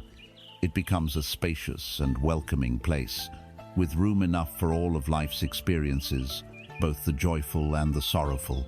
And you, the proprietor, are no longer a fearful chief of security. You are the calm, wise, and compassionate host, able to meet any guest who arrives at your door with grace, courage, and an open heart. In the silent, mirror-like space of awareness we have cultivated, and with the courageous willingness to befriend whatever arises, we need one more thing. We need an anchor. We need a place to come home to. for we will quickly discover that our minds are relentless time travelers. A part of our consciousness is perpetually lost in the past, sifting through the archives of regret, replaying old conversations, nursing ancient wounds. Another part is launched into the future, rehearsing for tragedies that may never happen, constructing elaborate fantasies, and living in a state of anxious preparation. Our awareness is scattered, fragmented across a timeline of our own making. We are everywhere at once, which means we are fully nowhere at all. We are ghosts in our own lives, haunting the past and the future, while the solid, vibrant, living reality of the present moment slips by, unnoticed and unlived. There is a tool, however, that we carry with us at all times, a tool of profound simplicity and immense power, designed to gather the scattered pieces of our being and bring them home. It is the simple, humble, physiological reality of the breath. The gravity of a single conscious breath has the power to pull your entire universe back to its true center, the here and now. The default state of the untrained mind is to narrate, not to experience. It is a storytelling machine, and its favorite genres are historical drama and science fiction. It constantly constructs a narrative of the self, using the evidence of the past to write the script for the future. Because I failed before, the story goes, I will probably fail again. Because I was hurt in that way, I must protect myself from ever being hurt in that way again. The present moment, in its pure, unadulterated form, is deeply uninteresting to this storytelling mind. In the simple isness of now, there is no drama, there is no plot, there is only sensation, only being. This is why the mind avoids it. The ego, the narrator, has very little to do in the present moment, and so it feels redundant, ignored. It pulls us back into the familiar territory of our stories, where it can be the star of the show. And it is within these stories of past and future that nearly all of our psychological suffering is born. Guilt, shame, and resentment are ghosts that live only in the past. Anxiety, worry, and dread are phantoms that live only in the future. The present moment itself, when we are brave enough to inhabit it fully, is almost always manageable. The pain of this moment is just that.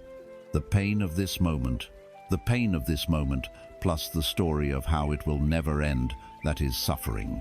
The breath is the sword that cuts through these stories. The body is always, infallibly, in the present moment. Your heart is not beating yesterday. Your lungs are not breathing tomorrow. They are here, now. The breath is the living bridge between the time-traveling mind and the ever-present body.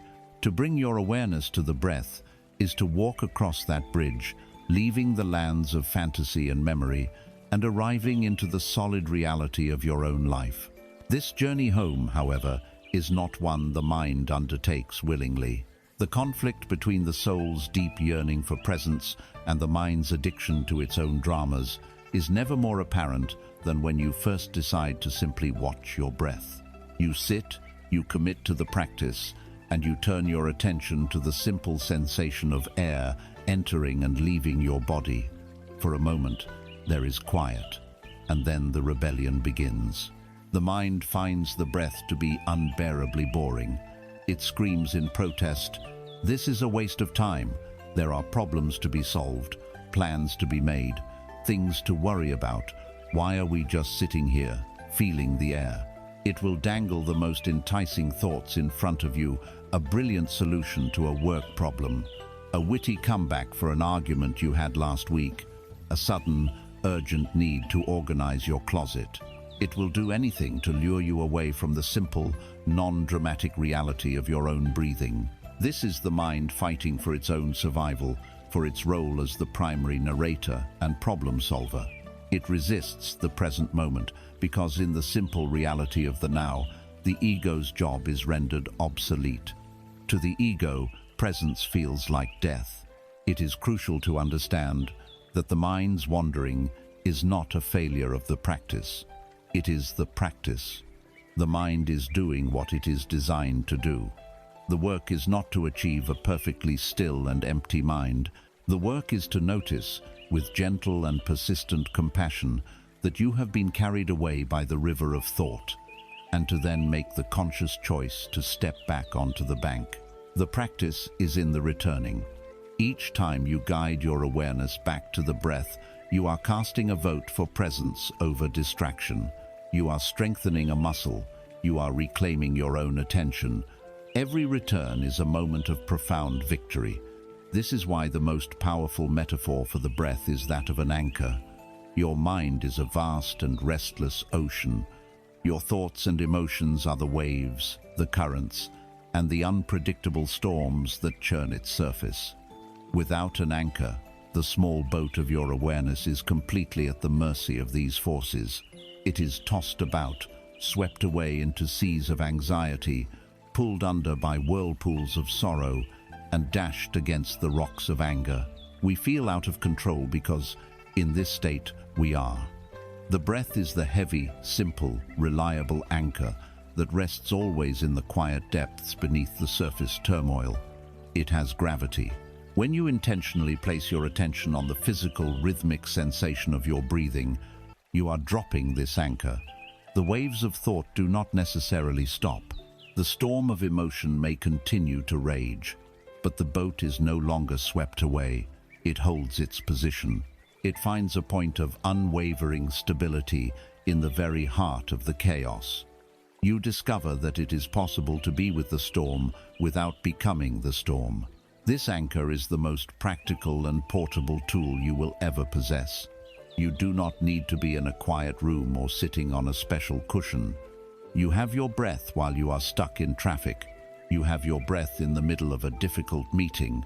You have your breath when you are awakened by anxiety at 3 in the morning. It is always with you, a constant, silent invitation to come home to the safety of the present moment. The practice of using this anchor is the foundation of all that we have discussed. It is disarmingly simple. You begin by finding a posture that is both comfortable and alert. You can sit in a chair with your feet flat on the floor or on a cushion on the ground. Allow your back to be straight but not rigid. Let your hands rest in your lap. You can gently close your eyes or leave them softly open with a downward gaze. Then, you simply let the body breathe. You do not try to control the breath, to make it deeper or slower or more spiritual. You relinquish control and become the observer. Your only task is to feel the physical sensations of a normal, natural breath. To sharpen your focus, you can choose one primary spot to rest your attention. It might be the cool sensation of the air entering and leaving your nostrils. It might be the gentle, rhythmic rise and fall of your chest. Or it might be the expansion and contraction of your abdomen in the area of your belly. Choose one of these spots and let your attention rest there, as a butterfly might rest on a flower. And now, the real practice begins. You rest your attention on the breath. Within seconds, your mind will wander. It will be carried away by a thought, a sound, a memory. The moment you notice this, the moment you wake up from the dream of thought and realize, my mind has wandered, that is the moment of mindfulness. In that moment, there is no judgment. There is no frustration. You do not scold yourself. You simply, and with great kindness, acknowledge the thought, let it go, and gently guide your attention back to the physical sensations of the breath, back to the anchor. You will do this over and over and over again. The practice is not in staying on the breath. The practice is in the compassionate returning 1,000 times if necessary.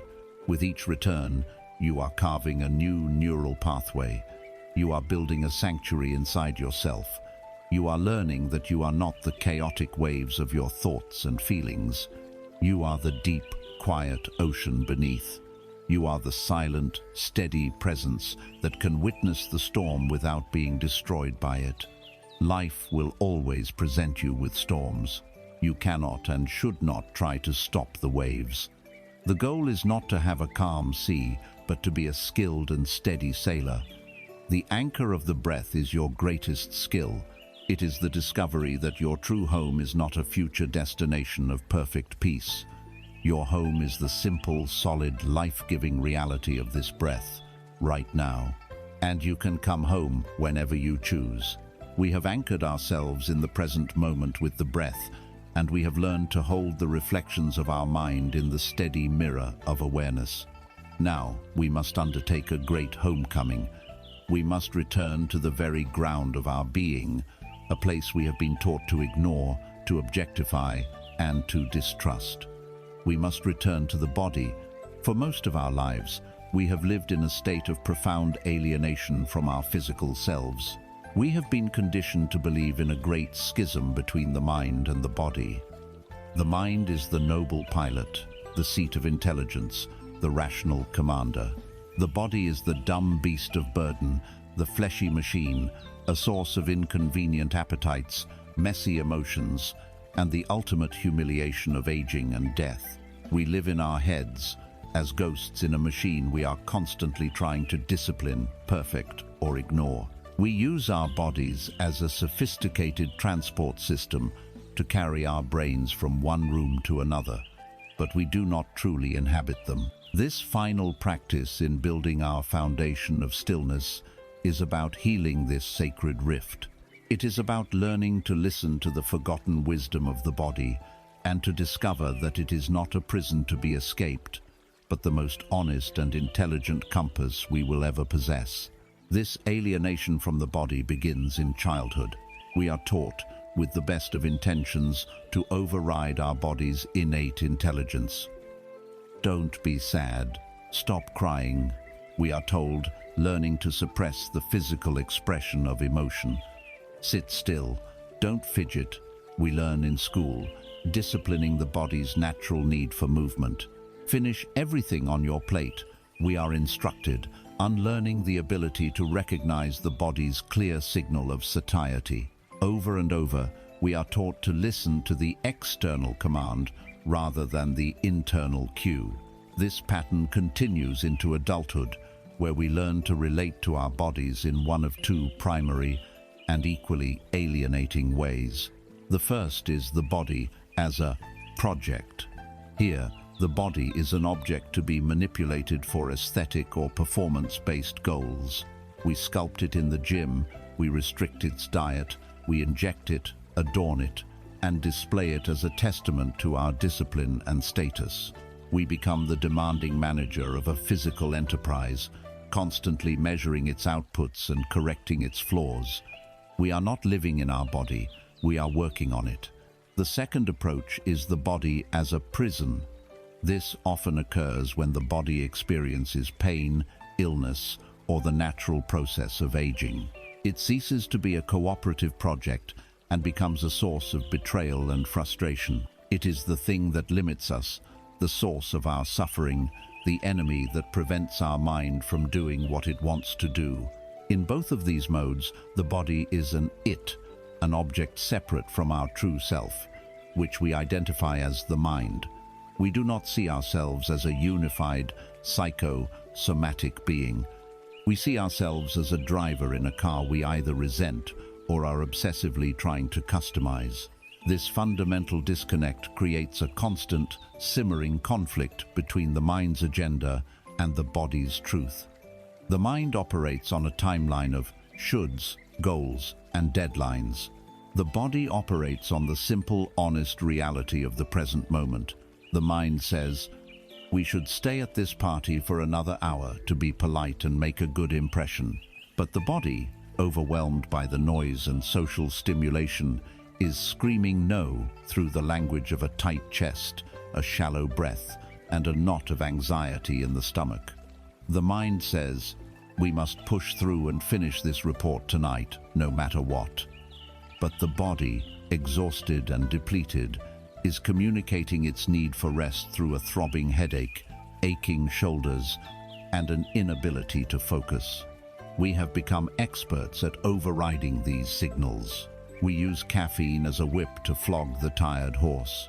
We use alcohol or mindless scrolling to numb the feeling of social anxiety. We use the sheer force of our willpower to silence the body's protests, treating its honest feedback as an inconvenient bug in the system. This is a war of attrition, a battle between the mind's fictional story about what should be happening and the body's unerring report of what is happening. And it is a war that the mind, in the long run, will always lose. The body's truth cannot be suppressed forever. The whispers of fatigue, if ignored, will eventually become the screams of burnout. The subtle signals of unease, if overridden, will manifest as chronic anxiety or illness.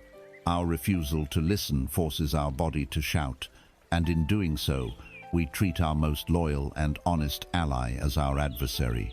The healing of this rift begins with a radical reframing of the body and its sensations. The core message is this: your body does not lie. It is the ultimate truth teller. It is an incredibly sensitive and intelligent organism that is constantly processing millions of bits of information and providing you with a direct, unmediated report from the front lines of reality. The mind can get lost in elaborate stories, justifications, and rationalizations, but the felt sense in the body is always true. That gut feeling is not some mystical woo-woo. It is your enteric nervous system, your second brain in your abdomen, processing cues from your environment far faster than your conscious mind ever could. A sudden feeling of dread or contraction around a person or a situation is your body's intelligence screaming a warning, long before your logical mind has put together a coherent reason. A feeling of expansive warmth and relaxation in your chest is your body's clear and unmistakable yes. We have been taught to trust the chattering, neurotic, storytelling mind over this deep, grounded somatic intelligence. To reclaim the body as a compass is to reverse this hierarchy. It is to learn to honor the wisdom of sensation, to trust the guidance of your gut, and to understand that the body is not a source of problems, but a constant source of reliable answers. It is your direct line to the truth of the present moment. To learn this new language, we must first be willing to come home to the body, to re-inhabit the house we have neglected for so long. The most powerful practice for this is the body scan. This is not an exercise in fixing or relaxing, but a simple, profound act of listening. It is a systematic homecoming. You begin by lying down in a comfortable position, on your back, with your arms resting by your sides. You take a few moments to feel the weight of your body on the floor, to feel the anchor of your breath. Then, you bring your full, gentle attention to the very tips of the toes on your left foot. Your only job is to feel what is there. Is there warmth, coolness, tingling, numbness, pressure from a sock, or maybe nothing at all? There is no right or wrong answer. The goal is simply to bring your awareness, like a soft, warm light, to this part of your body and to be curious about what it feels like to be a toe right now. You are not trying to change anything. You are just saying hello. From the toes, you slowly, lovingly move your awareness up to the sole of the foot, the heel, the top of the foot. You inhabit each part, feeling its sensations without judgment. Then you move to the ankle, the lower leg, the knee, the thigh. You continue this process, moving slowly up the left leg, then repeating it for the right leg. You bring your awareness to your pelvis, your lower back, your abdomen, feeling the gentle movement of the breath there. You scan up through your chest, your upper back, your shoulders. You move your attention down both arms, through the elbows and forearms, to the wrists, the palms of your hands, and each individual finger. Then you return your awareness to your neck, your throat, your jawa place of much hidden tension, your face, your eyes, and finally, to the very top of your head. Once you have scanned the entire body part by part, you take a few moments to feel the body as a single, unified field of sensation, alive, breathing, and whole. This practice, repeated over time, is profoundly transformative. It is a direct rewiring of your relationship with yourself. You are teaching your nervous system, through experience, that all sensations are welcome. You are creating a safe space within yourself.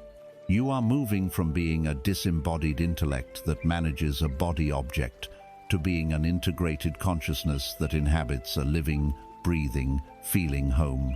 You begin to notice the more subtle communications of your body throughout the day. You notice the tightening in your jaw during a stressful conversation. You notice the pleasant, expansive feeling in your chest when you think of someone you love.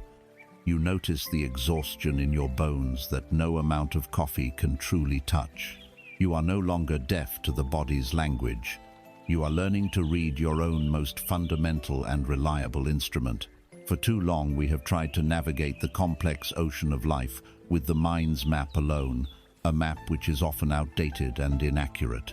The practice of inhabiting the body is how we finally learn to use our compass, and we discover, with a deep sense of relief, that our body was never the prison. It was, all along, the sacred and intelligent vessel for our entire journey.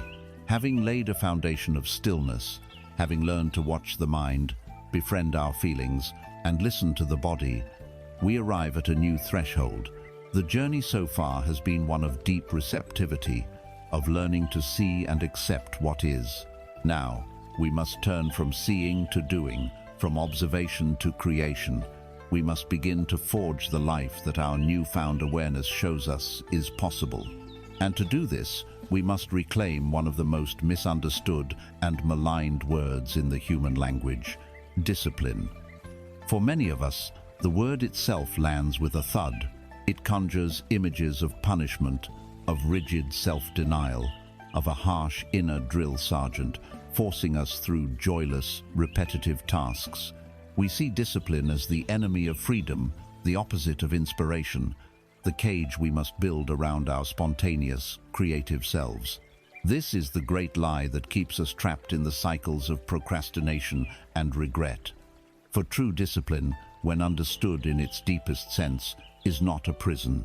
It is the master key that unlocks the highest forms of freedom.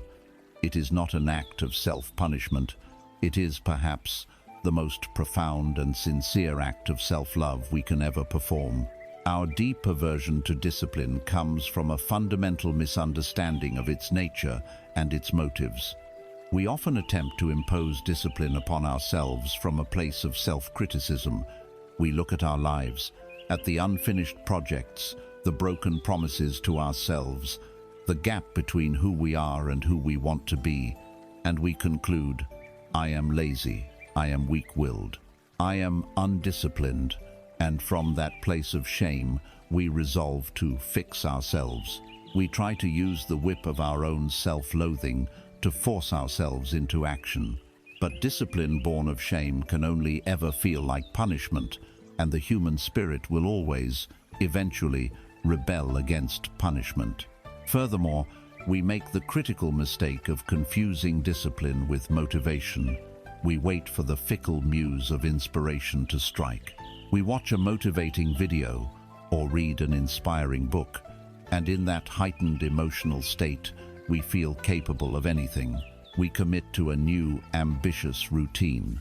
For a few days, fueled by the afterglow of that inspiration, we are a model of perfect discipline.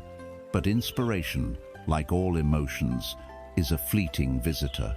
It is a weather pattern, not the sky. When the sunny feeling of motivation inevitably fades, replaced by the grey clouds of fatigue or boredom, our discipline collapses. And this collapse reinforces our core story of being a failure, an undisciplined person, sending us right back into the cycle of shame, waiting for the next hit of inspiration to begin it all over again. We are addicted to the spark and have no idea how to tend the fire. This is the great inner conflict that defines the struggle for growth, the battle between the person you are now and the person you aspire to be. It is a war fought daily between your present self and your future self. Your present self is a creature of comfort and instinct. It is governed by the pleasure principle. It wants what is easy, what feels good right now. It wants to hit the snooze button for 10 more minutes of warm, fuzzy comfort. It wants the immediate sugar rush of the junk food. It wants the passive, effortless entertainment of one more episode. It wants to avoid the discomfort, boredom, or difficulty of the important task. Its entire world is the immediate gratification of this very moment.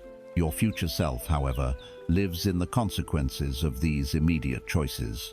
Your future self is the one who will either enjoy the health that comes from today's workout or suffer the illness that comes from today's neglect. Your future self is the one who will either possess the skill that is forged through today's practice or live with the regret of a talent left undeveloped. Your future self is the one who will either have the freedom and self-respect that is built by today's integrity or the limitation and self-doubt that is created by today's procrastination. Discipline is the bridge between these two selves. It is the profound act of the present self, making a loving sacrifice for the well-being of the future self. The conflict is so intense because the desires of the present self are loud, visceral, and immediate, while the needs of the future self are abstract, distant, and quiet. Discipline is the ability to listen to that quiet whisper over the loud, demanding shout. Here we must completely rebuild our understanding of what discipline is. True discipline has nothing to do with punishment and very little to do with willpower. True discipline is the steady, consistent alignment of your actions with your deepest values. It is an act of integrity. It is the choice to do what you said you would do, long after the mood you said it in has left. Let us use the metaphor of a fire. Inspiration is the glorious, brilliant spark that ignites the kindling. It is essential.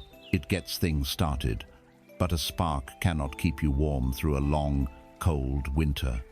Discipline is the act of tending the fire. It is the unglamorous, repetitive, daily work of going out into the cold to chop the wood and carry the logs back. It is the commitment to add a log to the fire every single morning, especially on the mornings when it is damp and raining and you don't feel like it. The fire does not care about your mood. It does not care if you are inspired or bored. It only cares if you feed it. Your potential, your health, your creativity, your pieces are the fire. Discipline is the act of devotion that keeps that fire alive. It is choosing what you want most: a life of vibrant health, of creative expression, of inner peace over what you want now, the fleeting comfort of the easy choice. Each disciplined act is a powerful declaration. It is a statement that says, I respect myself enough to honor my own commitments. I love my future self enough to do the hard thing now that will benefit them later. It is not about forcing yourself to do something you hate. It is about showing up for something you truly love, your own becoming. The way to forge this kind of loving discipline is not through a massive, heroic effort of will. It is through the quiet, cumulative power of small, consistent actions. The practice is to build a chain of trust with yourself. You begin by choosing one, and only one, small habit. It must be something that is deeply, personally meaningful to you, something that aligns with a core value. And it must be so small that it is almost impossible to say no to, even on your worst, most depleted day. If you value your physical well-being, it might not be a 1-hour workout at the gym. It might be 5 minutes of stretching when you wake up, or a 10-minute walk after dinner. If you value your creativity, it might not be writing a chapter of your novel. It might be writing a single sentence, or keeping your appointment to sit at your desk for just 10 minutes. If you value your peace of mind, it might be meditating for 3 minutes before you check your phone in the morning. The goal is not the magnitude of the action. The goal is the consistency. The goal is to not break the chain. You commit to doing this one small thing every single day for a set period, perhaps 30 days. The outcome of the action on any given day is irrelevant. You may have a bad meditation where your mind is a whirlwind. It does not matter. You showed up. You kept the promise. You forged another link in the chain. You may write a terrible sentence. It does not matter. You showed up. The act itself is the victory.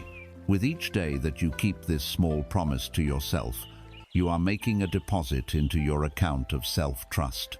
You are proving to your own subconscious mind that you are reliable, that your word has meaning, that you are someone who can be counted on.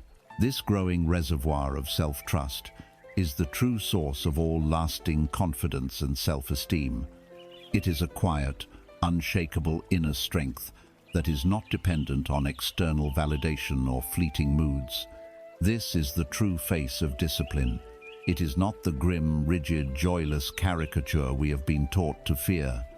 It is the patient, loving, and deeply respectful work of the tender of the flame. It is the quiet expression of your devotion to your own life. It is the understanding that freedom is not the absence of structure, but the result of the right structure. The structure of your daily commitments creates the freedom to grow, to create, and to become. It is the daily, conscious choice to feed the fire of your own spirit, ensuring that it burns brightly and warmly, a steady beacon of light and heat, even in the midst of the darkest and coldest nights of the soul. Having committed to the loving discipline of showing up for yourself, you will immediately encounter the primary obstacle to your commitment, the endless demands of the outside world. You have tended your fire, and now everyone who is cold will want to gather around it. You have begun to cultivate your inner resources, and now you will be asked to spend them. To protect the sacred space you are creating and to honor the promises you have made to yourself, you must now learn to wield the second great tool of inner strength.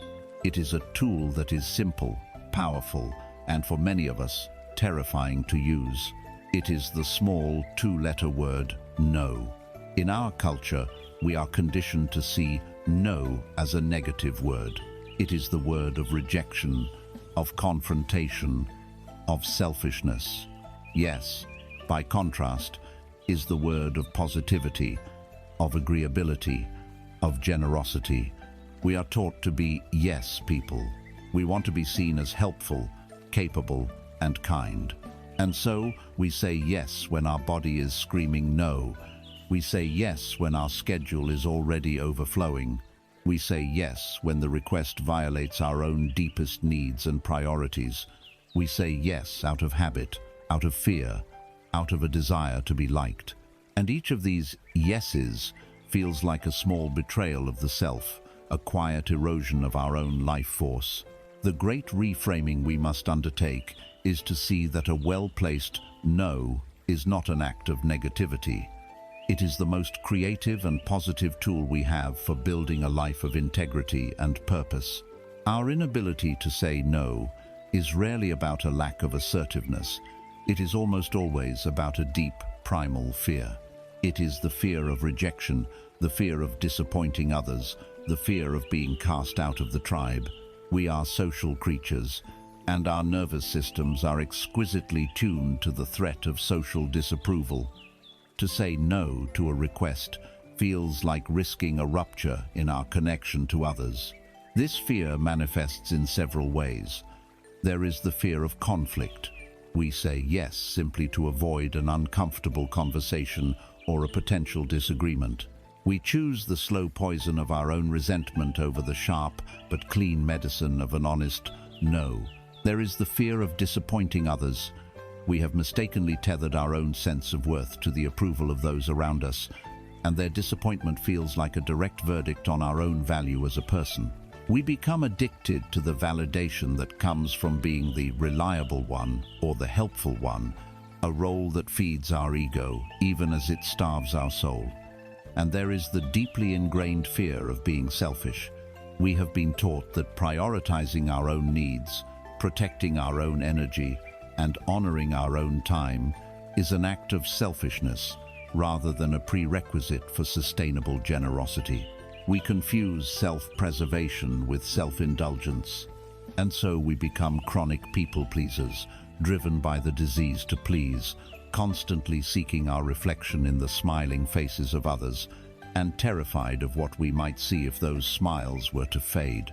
This creates a devastating internal conflict between the persona we present to the world and the reality of our inner experience. Outwardly, we are the gracious host, the capable colleague, the ever-available friend. We smile, we accommodate, we take on the extra task, we agree to the social engagement we are dreading. We are the masters of the yes. But inwardly, a very different story is unfolding. The initial willingness to help begins to curdle into a quiet, simmering resentment. We start to feel invisible, taken for granted, as if our own needs and limits do not matter. We become martyrs, silently sacrificing ourselves on the altar of others' convenience, and then growing bitter when no one builds a statue in our honor. We feel our own life force draining away, our creative energy scattered, our precious time consumed by priorities that are not our own. Our calendar becomes a perfect record of everyone else's agenda for our life. This is the conflict between the smiling, accommodating mask and the depleted, resentful face beneath it. The great tragedy is that this strategy does not even work. Our constant yeses do not lead to deeper connection. They lead to inauthentic relationships built on a false premise. And our resentment, no matter how well we try to hide it, inevitably leaks out as passive aggression, as emotional distance, as a burnout that ultimately forces us to withdraw from everyone and everything.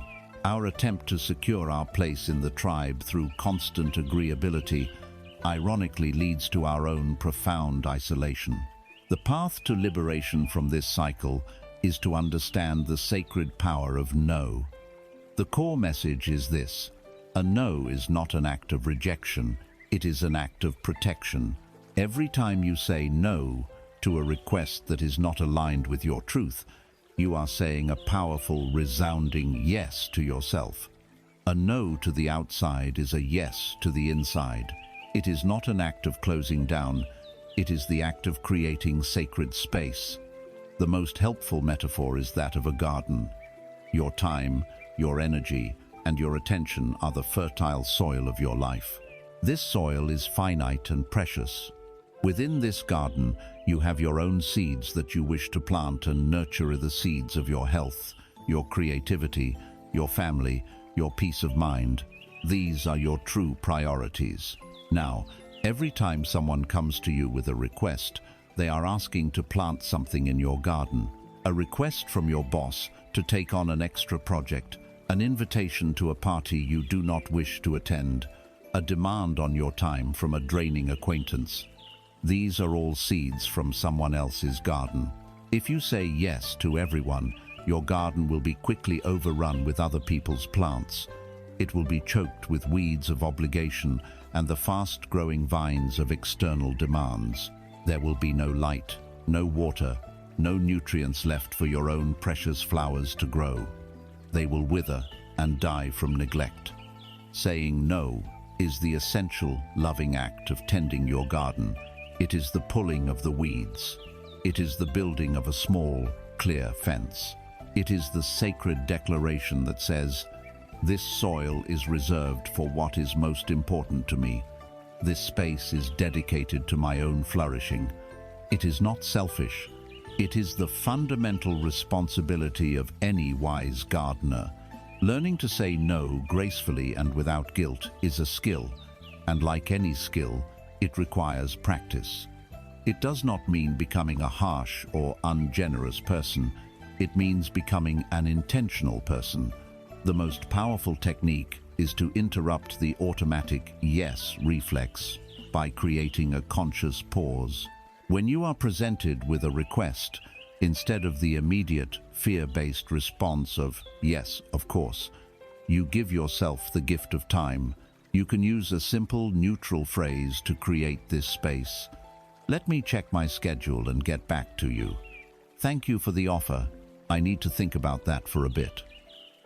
I can't commit to that right now, but I can let you know by the end of the day." The pause is your sanctuary. It is the space where you can move from a state of reaction to a state of intention. Within that pause, you consult your inner compass. You ask yourself the important questions. If I say yes to this, what am I implicitly saying no to in my own life? Am I saying no to an evening of rest? Am I saying no to the time I need for my own creative work? Am I saying no to my own peace of mind? You check in with your body. Does the thought of this commitment create a feeling of expansion, of genuine, enthusiastic energy? Hell yes.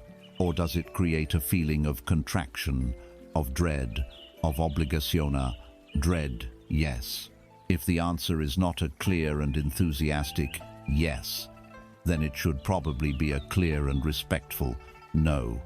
The pause allows you to make your decision based on your own values, not on your fear of someone else's reaction. It allows you to respond rather than simply react. As you begin to practice this, you learn that a graceful no is a sign of deep respect, both for yourself and for the other person. You are treating them with the honesty they deserve, rather than with a false promise that will only lead to your own resentment. You learn that the people who truly matter will respect your boundaries, and the people who do not respect your boundaries may not be the people you want to fill your life with. You learn that saying no does not make you a bad person. It makes you a wise gardener. You are no longer managing a chaotic public park where anyone can trample the ground and leave their trash. You are cultivating a sacred and intentional space. And in the beautiful protected space created by your courageous no, the flowers of your own choosing, your peace, your health, your creativity, your joy finally have the room they need to grow, to blossom, and to reach their full, magnificent potential. Having forged a discipline rooted in self-love, and having built the sacred fences of no to protect our energy, we are now ready to act in the world. But here, at the threshold of meaningful action, we meet one of the most powerful and paralyzing forces in the human psyche, the fear of the outcome. We live in a culture that is utterly obsessed with results. We are taught from our first day of school to our last day of work that our value is measured not by the quality of our effort, but by the tangible outcome it produces. We are judged by the grade on the test, the number on the scale, the title on the business card, the figures on the sales report. The world celebrates the winner, the victor, the one whose arrow hit the bullseye. It has very little to say about the archer whose form was perfect, but whose arrow was carried astray by an unexpected gust of wind. And so, we internalize this ruthless logic. We fuse our sense of self-worth so tightly to the outcome of our actions that every effort becomes a high-stakes gamble, with our own identity placed on the table as the bet. This transforms the creative, joyful act of striving into a tightrope walk over a canyon of shame, and we wonder why we are too terrified to even take the first step. This attachment to outcome is the hidden source of so much of our anxiety and inaction. When our self-esteem is on the line, the psychological stakes of any important endeavor become almost unbearably high. The artist stands before the blank canvas, not with a sense of playful possibility, but with a paralyzing dread. She is not just about to create a painting, she is about to render a verdict on her own talent. If the painting is judged by others as good, she is a good artist. If it is judged as bad, she is a bad artist. The entrepreneur delays launching his new venture, not because the product isn't ready, but because if the business fails, he believes it means that he is a failure. The weight of this emotional risk is crushing. In response, our psyche develops sophisticated strategies of avoidance. The first is procrastination. We defer the action indefinitely. We live in the comfortable, protected realm of potential. As long as the canvas is blank, the masterpiece is still possible. As long as the business plan is just a document, its world-changing success is still a possibility. We delay the moment of action because the moment of action is the moment of risk, the moment the verdict might be rendered. The second strategy is a toxic perfectionism. We become lost in an endless loop of preparation, research, and refinement. We tell ourselves we are just trying to make it perfect, but what we are really doing is trying to construct a bulletproof guarantee against failure. We refuse to release our work into the world until it is so flawless that it cannot possibly be judged negatively, a standard which is, of course, impossible to meet.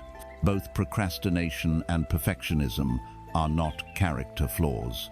They are the logical, if painful, consequences of a system where our worth as a person is tied to the success of our performance. This creates a deep and agonizing conflict between the aspiring soul and the fearful ego. There is a part of you, the creative life force, that yearns to engage with the world. It wants to write the book, to start the company, to lead the team, to have the difficult but necessary conversation, to express its love.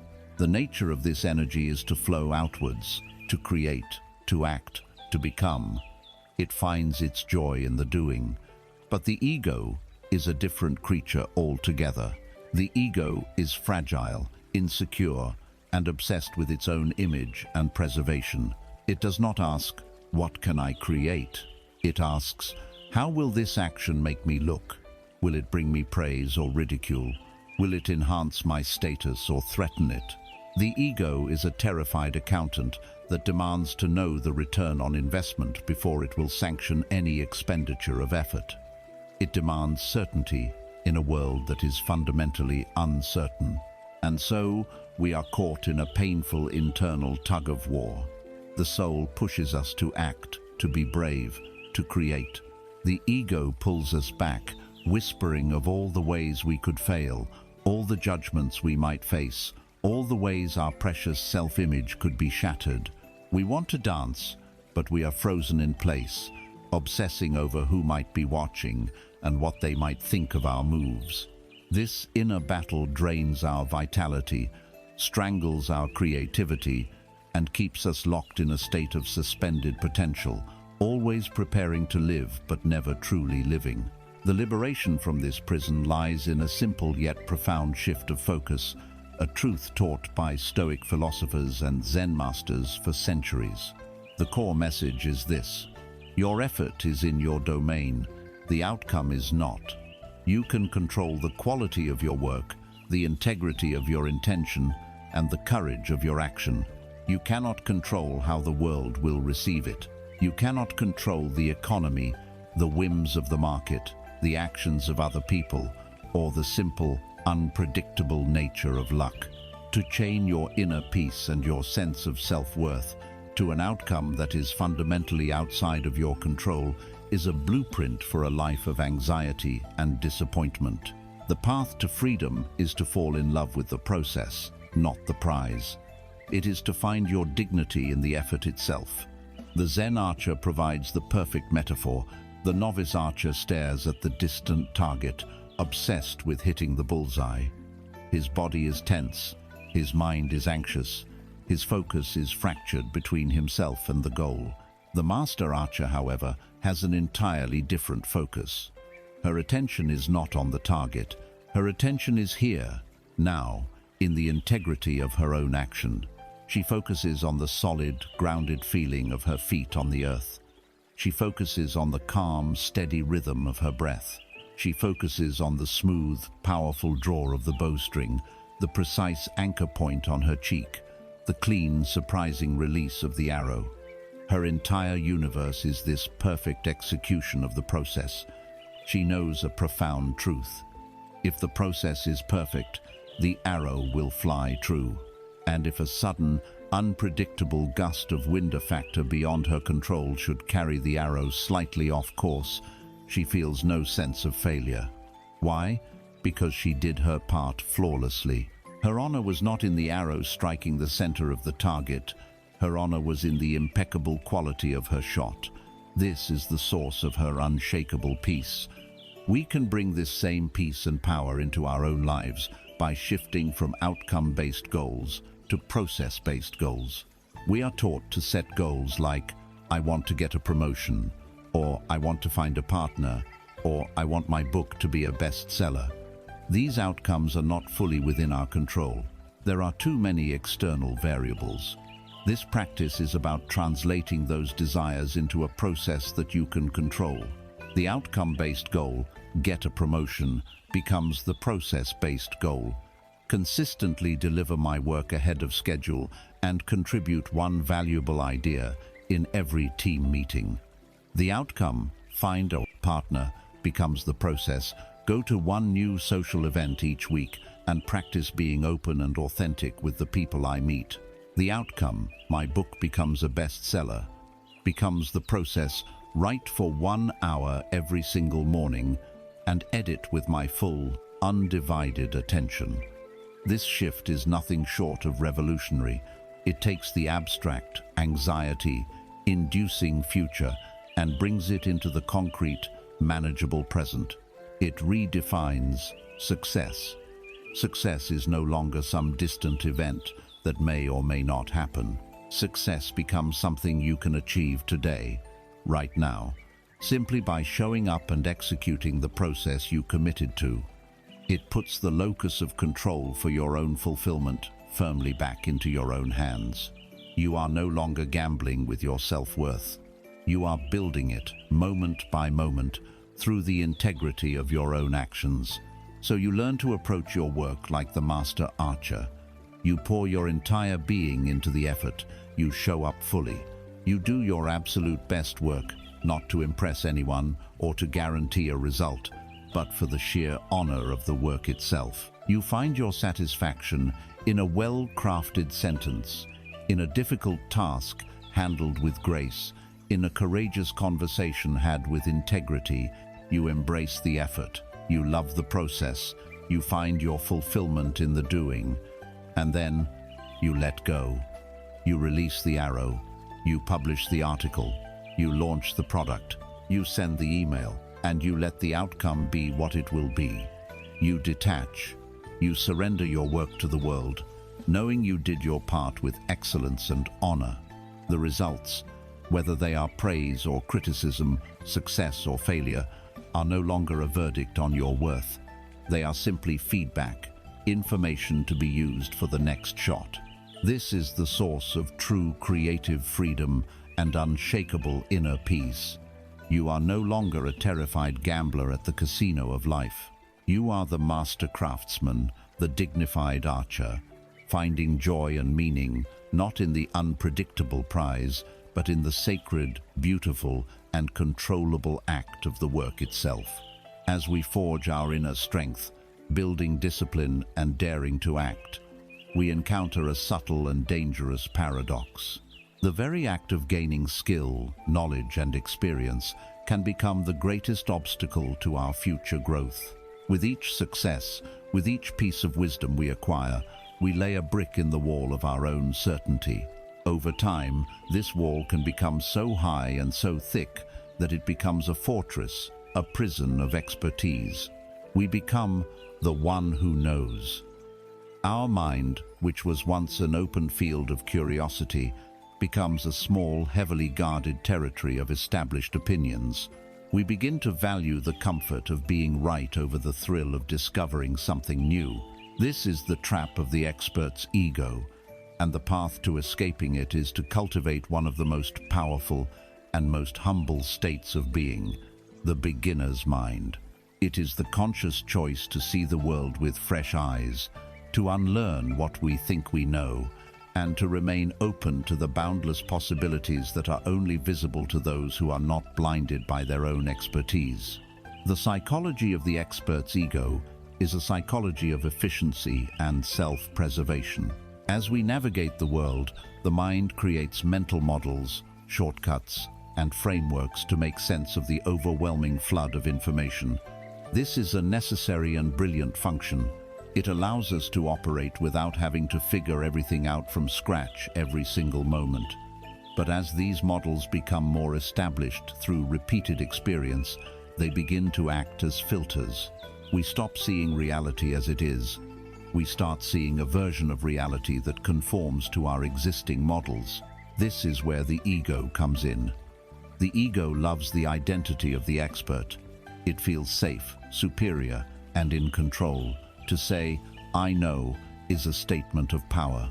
To say, "I don't know," or even worse, "I was wrong," feels like a threat to the ego's very existence. And so, the ego becomes the staunch defender of the existing mental models. It actively engages in confirmation bias, eagerly seeking out any piece of information that supports what it already believes, while dismissing, discrediting, or outright attacking any information that challenges its framework. The result is a closed intellectual and spiritual loop. We become trapped in an echo chamber of our own certainties. We stop learning from our experiences because we are no longer truly open to them. We only allow in the experiences that fit our preconceived notions. Our growth does not just slow down, it reverses. We become brittle where we once were flexible, dogmatic where we once were curious. We have gained knowledge, but we have lost the capacity to learn. This creates a deep internal conflict between the need for certainty and the spirit of curiosity. The expert's ego craves a world that is known, predictable, and solvable. It finds immense comfort in having the answers. It wants to tame the wildness of life by fitting it into neat, orderly boxes. The spirit of the beginner, however, which is the native spirit of the soul, thrives on the unknown. It finds its energy not in answers, but in questions. It is animated by mystery, by novelty, by the sense of wonder.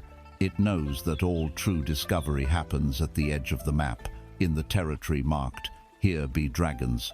This conflict plays out in every area of our lives. In a conversation with someone who holds a different view, the expert's mind prepares for battle. Its primary goal is to defend its position, to find the flaws in the other's argument, to win. It listens not to understand, but to rebut. The beginner's mind, on the other hand, enters the same conversation with a different goal: to learn. It asks, what is it like to see the world from this person's perspective? What truth, however small, might they be holding that I am missing? In our work, the expert's mind defaults to the solutions that have worked in the past, becoming rigid and resistant to innovation. The beginner's mind asks, what if we threw out the rule book? What if we approached this problem as if no one had ever tried to solve it before? The expert's mind is a posture of contraction, of defense, of protecting a small territory of knowledge.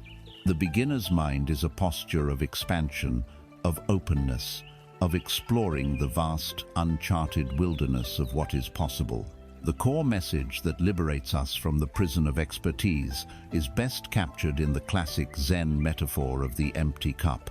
The story is told of a university professor, a renowned scholar of religion, who came to visit a wise old Zen master to inquire about Zen. The master welcomed him and began to serve tea. He filled the professor's cup, and then, even after the cup was full, he kept pouring. Tea overflowed, spilling onto the table and the floor. The professor, unable to restrain himself, shouted, "The cup is full, no more will go in." The master stopped pouring, looked at the professor, and said, "Like this cup, you are full of your own opinions and speculations. How can I show you Zen unless you first empty your cup?" This is the great secret. To learn, to grow, to connect, to see, we must be willing to continually empty our own cup. We must be willing to approach the moments of our lives, even the most familiar ones, with a courageous sense of not knowing. This is not a celebration of ignorance. It is the cultivation of a higher intelligence, the intelligence that understands the profound difference between its mental map of reality and reality itself. The beginner's mind is not an empty mind. It is an open mind. It is a mind that is spacious enough to hold its own opinions lightly, creating room for new wisdom to enter. As the Zen priest Shunryu Suzuki said, "In the beginner's mind there are many possibilities, but in the expert's there are few." How do we practice this art of emptying our cup in a world that constantly rewards us for being full?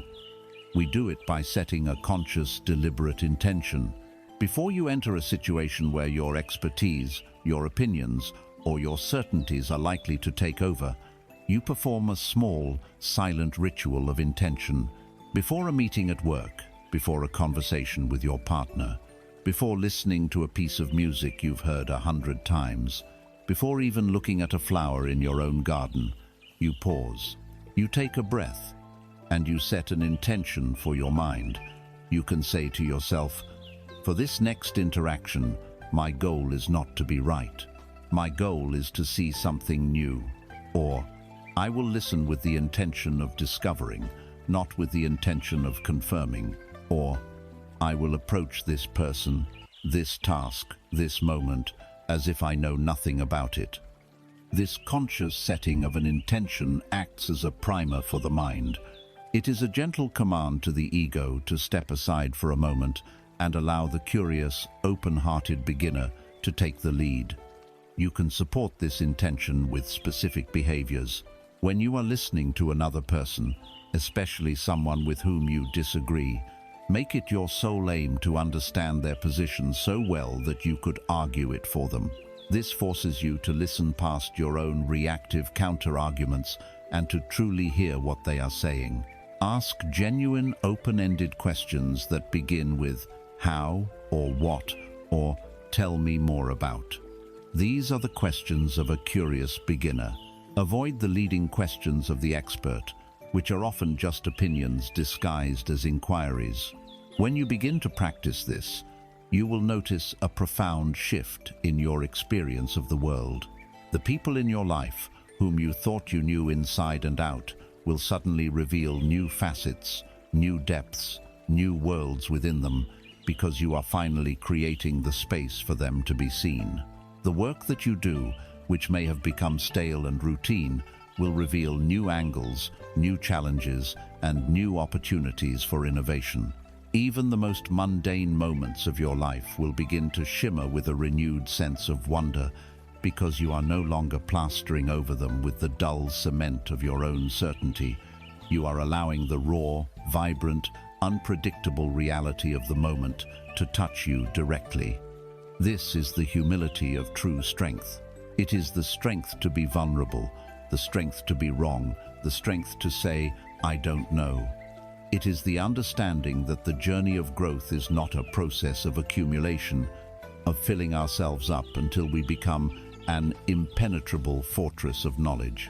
It is a process of continuous emptying, of having the courage to let go of our precious certainties so that we can make room for the ever-unfolding, ever-surprising truth of life itself. The ultimate mastery is not to become the master who has all the answers, but to forever remain the humble, joyful, and infinitely curious beginner. Having forged our strength through discipline, boundaries, and a commitment to the process, we arrive at the final, most transformative phase of the journey. It is the phase of integration, of learning to live this understanding not as a separate practice, but as the very fabric of our daily lives. We begin this integration by confronting one of our most deeply held and destructive illusions, the belief that life is divided into special moments and the ordinary time in between. We operate as if our life is a movie composed only of its dramatic highlights. The vacation, the wedding, the promotion, the thrilling weekend adventure. The vast majority of our existence, the morning commute, the washing of the dishes, the answering of emails, the folding of the laundry, is treated as filler, as the boring but necessary footage that we must endure to get to the next good part. We are constantly living in anticipation of a future event where we believe life will finally happen, and in doing so, we are wishing away the very moments that constitute our actual, living reality. What if we have been profoundly mistaken? What if the sacred is not something we travel to, but a presence we can uncover right where we are? What if meaning is not hidden in the extraordinary, but is waiting to be found in the heart of the mundane? This is the art of finding the sacred in the ordinary, the practice of seeing, as the poet William Blake wrote, "a world in a grain of sand." This fallacy of the special event is a natural extension of the future-chasing mind. We defer our sense of aliveness to designated moments in the future, creating a hierarchy of time. There are the A-list moments, the holidays, the parties, the achievements, and then there is the vast B-list of everyday life. We endure the B-list, telling ourselves that it is the price we pay for the A-list. When we are living for the weekend, we are actively devaluing 5/7 of our life. When we are living for our 2-week vacation, we are implicitly judging the other 50 weeks of the year as inferior, as a kind of prison sentence we must serve to earn our brief parole. This creates a fundamental antagonism towards the life we actually have. The daily tasks and routines are no longer seen as neutral activities. They become obstacles. The dishes in the sink are not just dishes. They are a barrier standing between you and your free time, where you can finally live. The traffic on your commute is not just traffic, it is an injustice, stealing precious moments from your real life. We become impatient, irritable, and resentful of the very texture of our days. We are constantly trying to rush through the present moment to get to a future moment that we believe will be better, more meaningful, more real. And so we live in a state of perpetual dissatisfaction, fundamentally at war with the 99% of our existence, wondering why we feel so empty and unfulfilled. This generates a deep inner conflict between the life we crave and the life we have. There is a part of us, nourished by stories and dreams, that yearns for a life of magic, purpose, and intensity. We want to feel the thrill of inspiration, the depth of profound connection, the significance of a life lived for something greater. And then we look at the reality of our day. The alarm clock rings with its mechanical brutality. The chores are waiting with their silent, repetitive demands. The obligations of work and family press in. The gap between the desired life and the actual life seems impossibly vast. It feels like we are living in a black and white world, while dreaming of a world of brilliant color. This can lead to a profound sense of disillusionment and cynicism. We conclude that a meaningful life is only for the lucky few, for the artists, the adventurers, the saints. We believe that since our life is not filled with extraordinary events, it must therefore be meaningless. We are waiting for a special delivery of the sacred, for meaning to arrive on our doorstep like a package from a distant, more exciting land. We do not realize that the sacred is not in the delivery. It is in the way we choose to receive the ordinary moments that are already here. We are like thirsty people who are standing in the rain, complaining that they have nothing to drink because no one has brought them a glass of water. The core message that resolves this conflict is one of the most liberating truths of all contemplative traditions. The sacred is not a quality inherent in any object or event. It is a quality of attention that you bring to that object or event. Meaning is not found, it is forged. You can transform the most mundane act into a sacred ritual through the alchemy of your own presence. The classic example is the Zen tea ceremony. Objectively, it is a simple, even tedious act. Scooping powder, whisking it with hot water, and drinking it. It is an utterly mundane activity. Yet, through the application of total presence, meticulous care, and a spirit of reverence, this ordinary act is elevated into a profound meditation.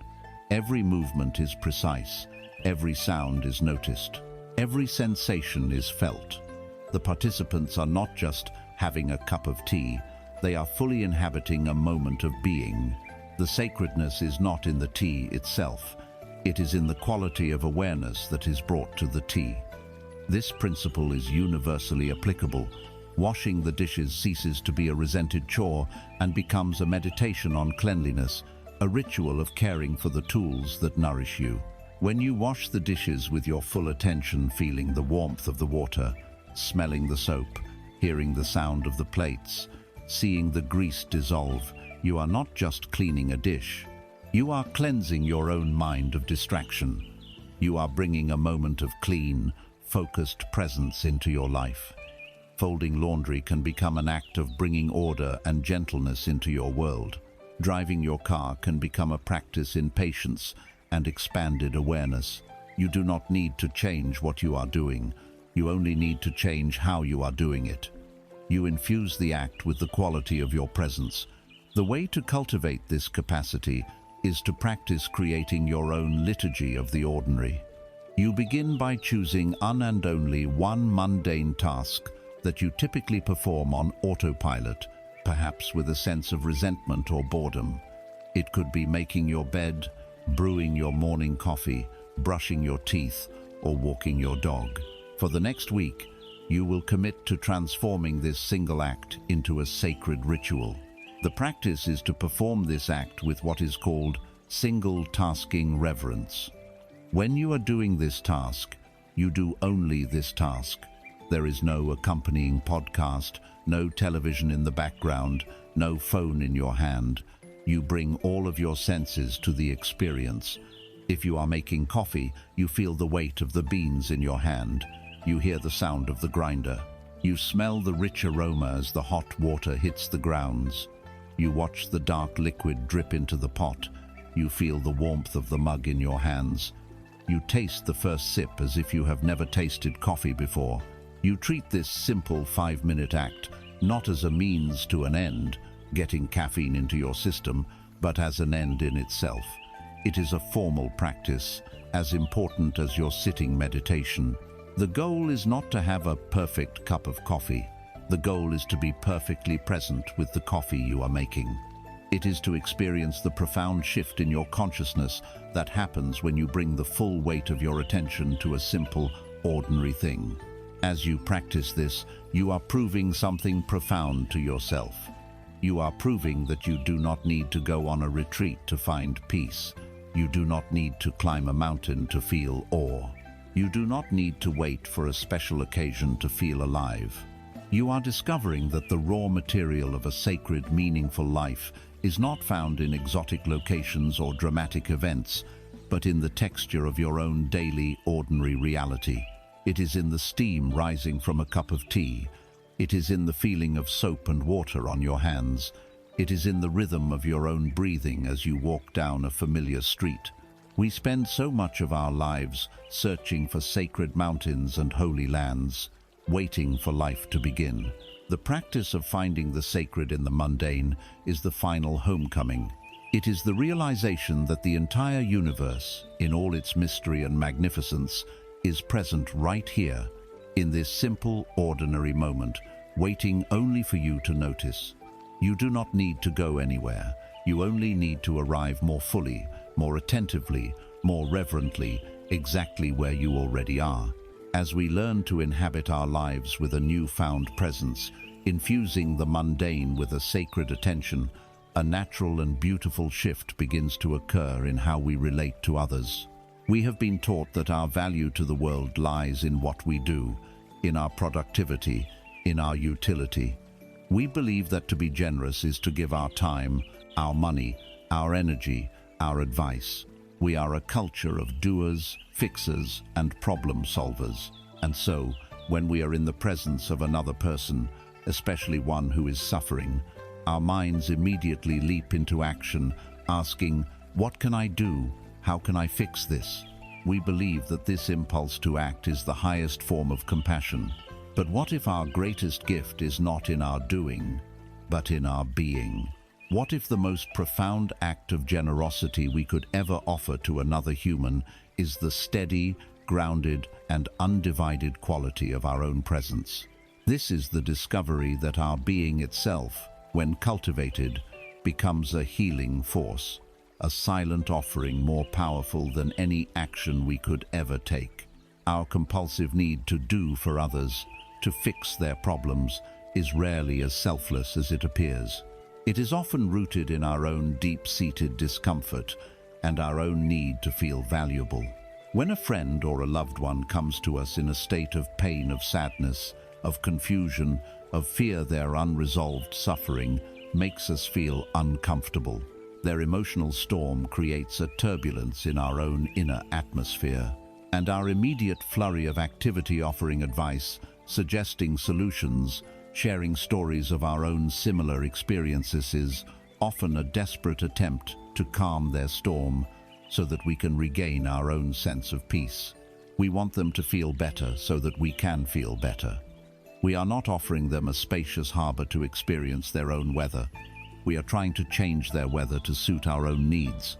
Furthermore, our identity is often deeply entangled with our usefulness. We feel worthy when we are the one with the answers, the one who is strong, the one who can solve the problem. This dynamic, while appearing helpful, subtly reinforces a hierarchy. It places us in the role of the capable expert and them in the role of the deficient patient. It prevents us from meeting them on the level ground of our shared, messy, and imperfect humanity.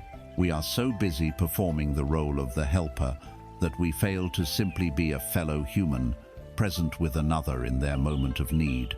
This creates an internal conflict between the ego's anxious need to be effective and the soul's quiet capacity for authentic connection. Imagine a friend comes to you, their heart heavy with a difficult problem. The fixer mind immediately kicks into high gear. While they are still speaking, you are already formulating your response. You are scanning your memory for relevant advice you've read. You are preparing an anecdote about how you overcame a similar challenge. You are brainstorming a list of action steps they could take. Your mind is a whirlwind of activity. You are so busy preparing to do that, you are no longer truly being with them. You miss the subtle tremor in their voice, the flicker of fear in their eyes, the deep truth that lies beneath their words, because you are not fully listening. You are rehearsing. Now, imagine a different response. The same friend comes to you with the same problem, but instead of your mind leaping into action, it settles into stillness. You offer them your full receptive attention. You are not thinking about what to say next. You are not trying to solve anything. You are simply providing a vast, silent, and accepting space for their experience to unfold. You listen. You breathe. You are present. The first response is born of anxiety and a need to control. The second is born of trust and a willingness to be with what is. We have been conditioned to believe that the first response, the anxious doing, is more loving and helpful, but it often just adds our own agitated energy to an already turbulent situation. The second response, the peaceful being, offers a calm anchor in their storm, a quiet sanctuary where they can hear their own inner wisdom emerge. The core message is that your presence is a potent and active force. It is not passive. It is not nothing. A calm, grounded, non-judgmental human presence is one of the most powerful healing agents in the universe. Think of a mighty oak tree in a forest. The oak tree does not do anything for the creatures that live around it. It does not give advice to the squirrels on how to better store their nuts. It does not offer a 5-step plan to the birds for building a stronger nest. It simply is. It stands, rooted deep in the earth, its branches reaching for the sky. It is steadfast, strong, and utterly present. And by its very being, it creates a stable environment. It provides shade from the summer sun and shelter from the winter wind. It offers a place of rest for the weary traveler. Its quiet, unwavering presence nourishes the entire ecosystem. Our own inner state is contagious in precisely the same way. When we are with another person, we are constantly and unconsciously transmitting the quality of our own being. If our inner world is anxious, scattered, and judgmental, we radiate that energy, and the other person feels it, even if our words are kind. But if we have cultivated a state of inner calm, of groundedness, of acceptance, we radiate that peace. Our presence itself becomes a silent permission for the other person to relax, to be themselves, to feel safe. We become the oak tree. This reframes the entire concept of generosity. It is no longer primarily about the depletion of our resources through frantic activity. It is first and foremost about the cultivation of our own inner state, knowing that a centered self is the greatest gift we can offer to anyone we meet. The way we practice this is by transforming how we listen. The practice is to cultivate receptive listening. The next time you are in a conversation, especially one where someone is sharing something vulnerable or difficult, consciously set a silent intention for yourself at the beginning. Your intention is this: for the duration of this conversation, my only job is to understand, not to fix, not to advise, not to judge, not to share my own story, just to understand. This means you must listen with your whole being. When they are speaking, you resist the powerful urge to formulate your reply. You simply take in their words, their tone, their body language. You listen for the feeling behind the facts.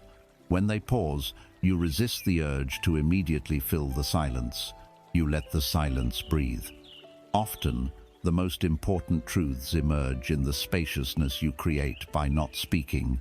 If you do speak, you do so to deepen your understanding of their experience, not to insert your own. Instead of saying, "You know, the same thing happened to me," you might ask, "That sounds incredibly difficult. What was that like for you?" Instead of saying, "Well, here's what you should do," you might ask, "What does your heart tell you to do?" You are using your words not as tools to fix them, but as a gentle light to help them illuminate their own inner landscape. You are acting as a compassionate witness, a safe harbor, not a mechanic at a repair shop. This is the generosity of being. It is the understanding that our primary service to the world is the quality of our own consciousness. By doing the deep, quiet work on ourselves, by calming our own minds, by befriending our own hearts, by grounding ourselves in our own bodies, we become a walking, breathing sanctuary for others. Our peace becomes their peace. Our presence becomes their permission to be themselves. We discover that true compassion is not an action, but a state of being. And we learn to embody the wisdom of the great oak tree, that the most valuable thing we have to offer is not what we do, but the quiet, steadfast, and deeply generous strength of who we have learned, through our own inner work, to become. Having found the sacred within the mundane and discovered the profound generosity of simply being, we now arrive at the nature of action itself. For much of our lives, we have operated under a single model of action, the model of force. We see a world that is not to our liking, we formulate a plan in our minds, and we apply our will, like a hammer to a nail, to impose that plan upon reality. Our action is an application of our will onto an inert or resistant world. It is a striving, a pushing, a struggling against. This is the action of the clenched fist. But as we integrate the lessons of stillness and presence, a new possibility emerges. It is the possibility of an action that is not an application, but an expression. It is an action that arises not from a place of lack and a need to control, but from a place of fullness and alignment.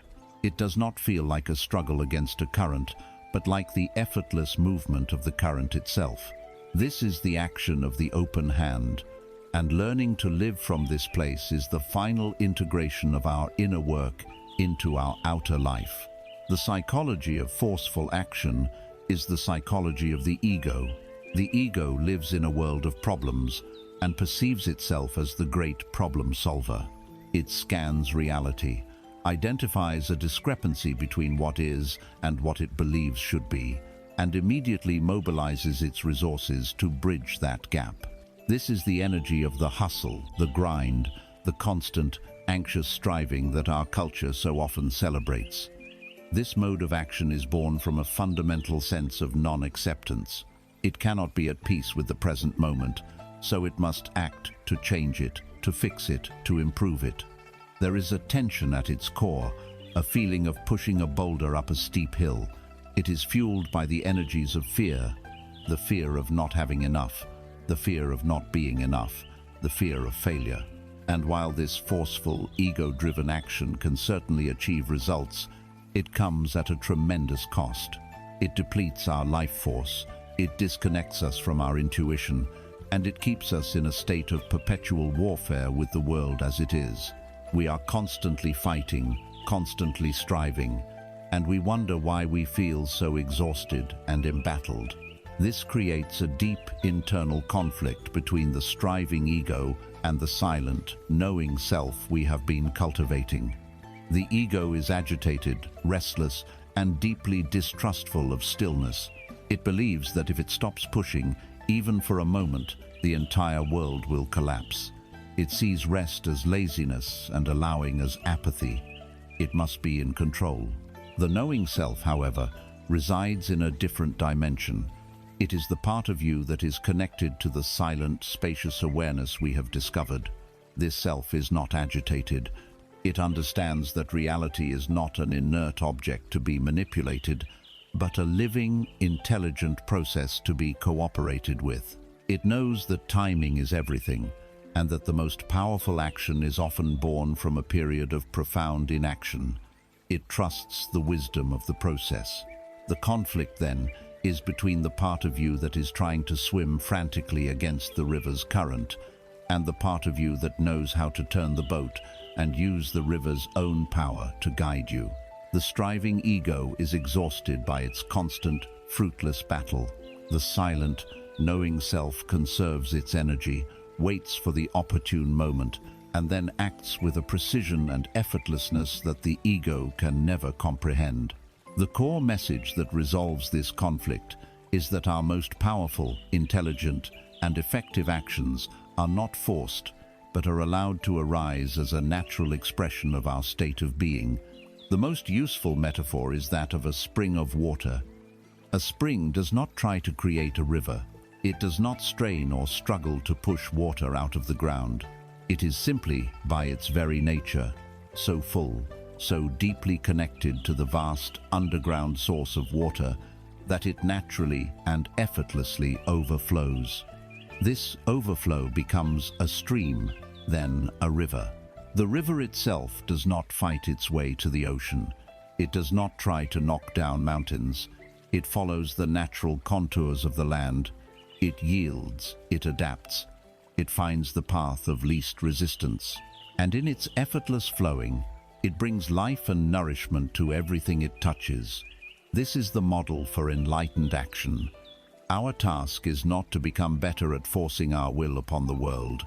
Our task is to become so connected to our own deep inner spring of peace, clarity, and presence that our actions naturally and spontaneously flow out from that fullness.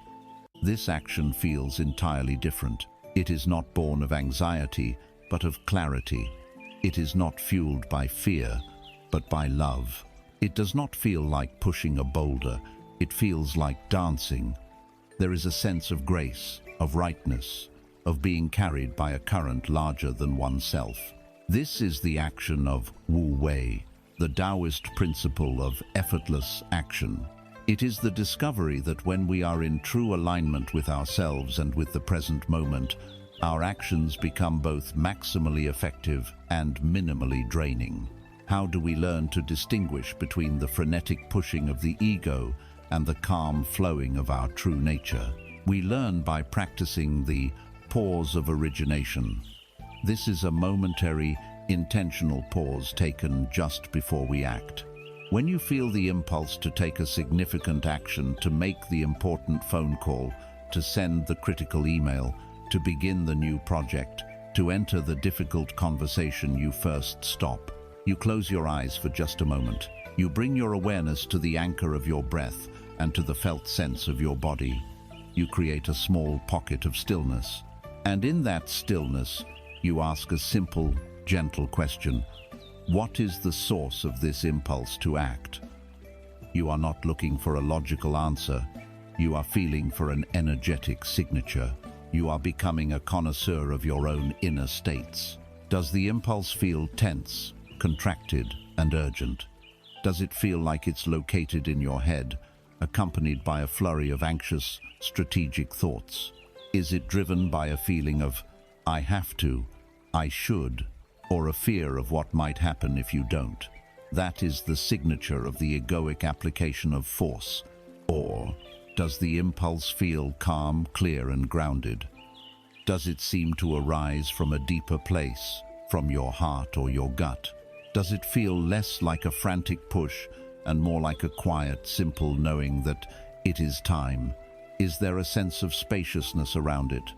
That is the signature of an authentic expression of your being. This pause is not about seeking permission or second-guessing yourself. It is about checking your alignment. It is about learning to feel the profound difference between the energy of striving and the energy of flowing. As you practice this, you begin to build a new relationship with action. You learn to trust the wisdom of stillness. You find that often, when you pause, the frantic impulse to act dissolves, and you realize it was just a wave of anxiety passing through. At other times, after pausing, a much more intelligent, creative, and compassionate course of action will reveal itself, one you could not have seen from your previous state of agitation. You learn that doing nothing is not an absence of action, but is often a very powerful and wise action in itself. You are no longer a slave to every reactive impulse.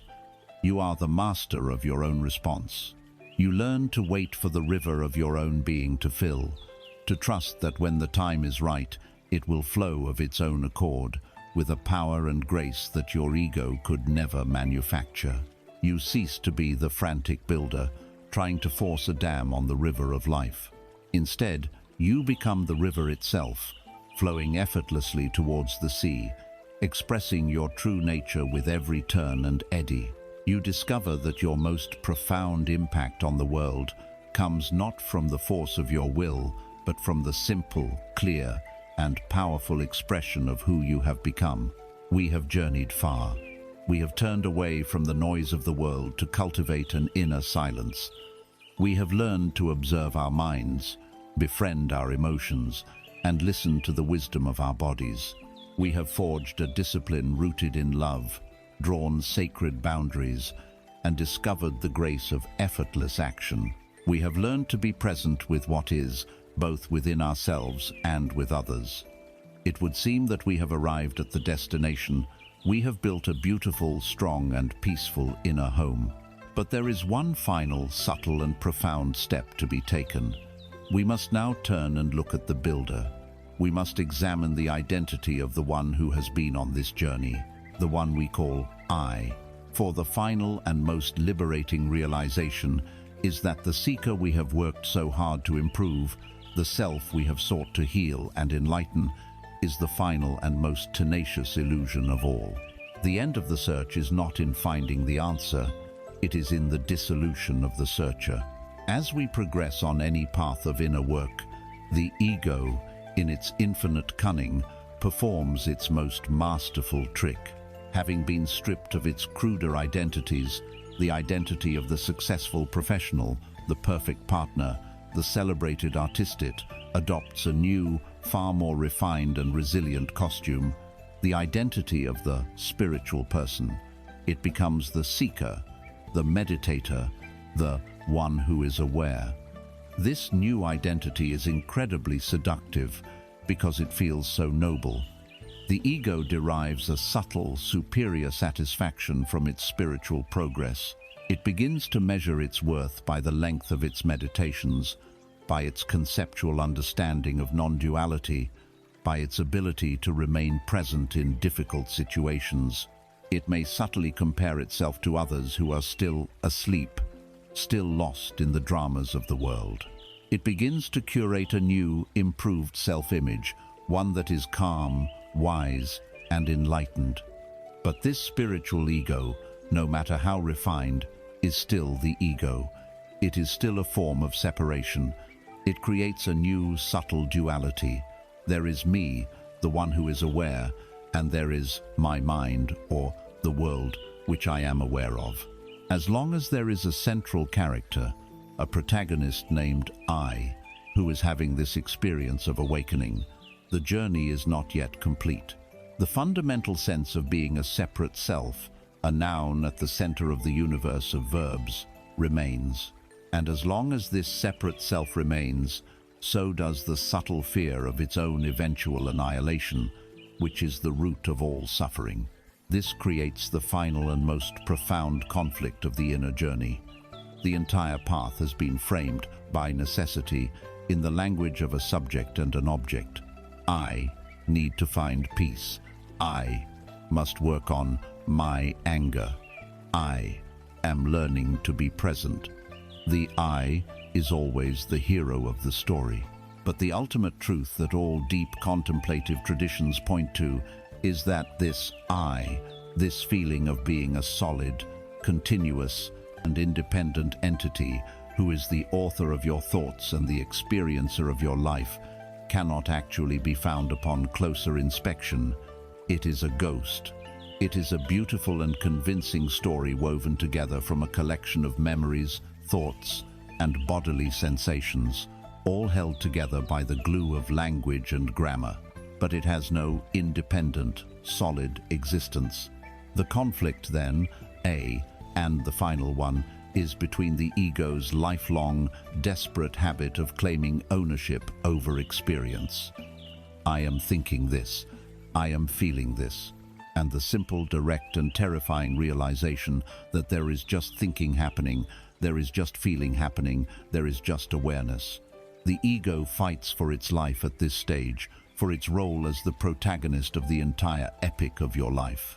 It is the king who discovers his kingdom is a dream, and he himself is just a character in that dream. The final liberation is the understanding that there is a story, but there is no central character. There is a dance, but there is no dancer. The most powerful metaphor for this final dissolution is that of a wave on the ocean. Imagine a single wave. It has a beginning, a middle, and an end. It has a unique shape, a specific speed, a particular character. From its own perspective, it is a separate thing, an I. It might look at the other waves and compare itself. It might spend its entire existence trying to become a bigger, better, more perfect wave. It might even go on a spiritual journey, searching for the ocean, which it has heard is a source of great peace and power, not realizing that its own substance, its entire being, is, and always has been, nothing but ocean. The final awakening for the wave is not in finding the ocean. It is the moment the wave realizes its own true nature. It is the moment it understands that its feeling of being a separate wave was a temporary illusion, a fleeting form that the one vast ocean was taking for a moment. In that realization, the search ends. The fear of crashing on the shore, the wave's death dissolves, because the wave understands that it cannot die. It can only return to the boundless state of its own true self. We are this wave. The ego, the personality, the I we have spent our whole lives polishing and protecting, is a temporary pattern on the surface of the vast, unified ocean of consciousness. Freedom is not in the wave achieving a state of perfect wavelessness. It is in the wave waking up to its own oceanic nature. The searcher dissolves into the search, and the search dissolves into the silent, stunning realization that there was never anything to find, and no one separate to find it. How can one approach such a profound and seemingly abstract realization? It is not something that can be understood by the logical mind. The mind cannot be used to understand that which is beyond the mind. It must be experienced directly. The most ancient and direct practice for this is the path of self-inquiry, most famously articulated by the question, "Who am I?" This is not a question you ask in order to get a verbal or intellectual answer. You are not looking for the answer, "I am a human," or "I am a spiritual being."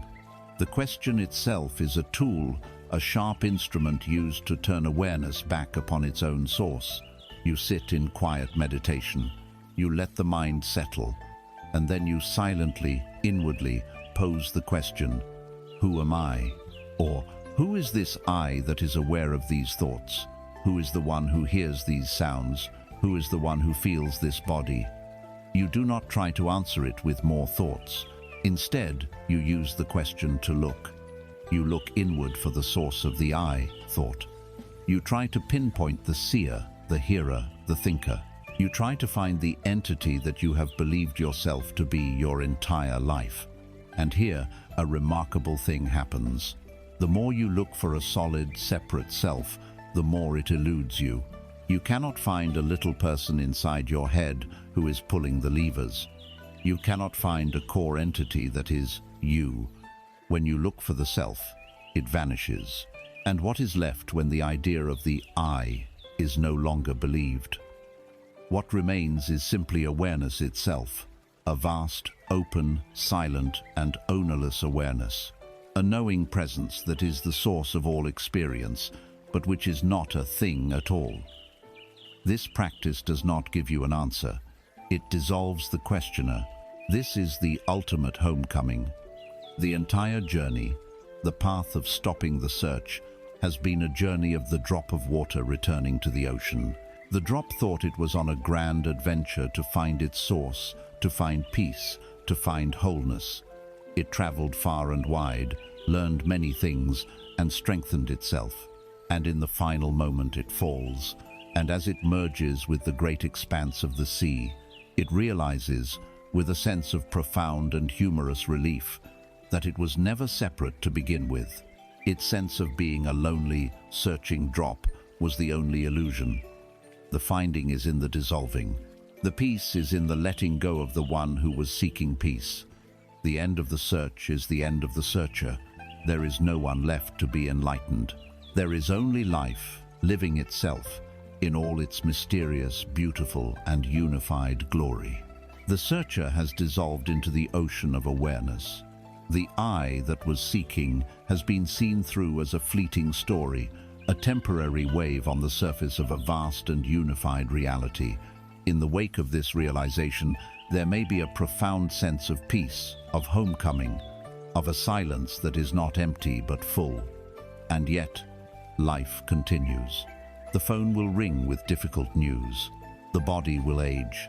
Relationships will have their challenges. The world will continue its chaotic, unpredictable turning. And in these moments, a new and final confusion can arise. I thought I had found it, a voice may whisper.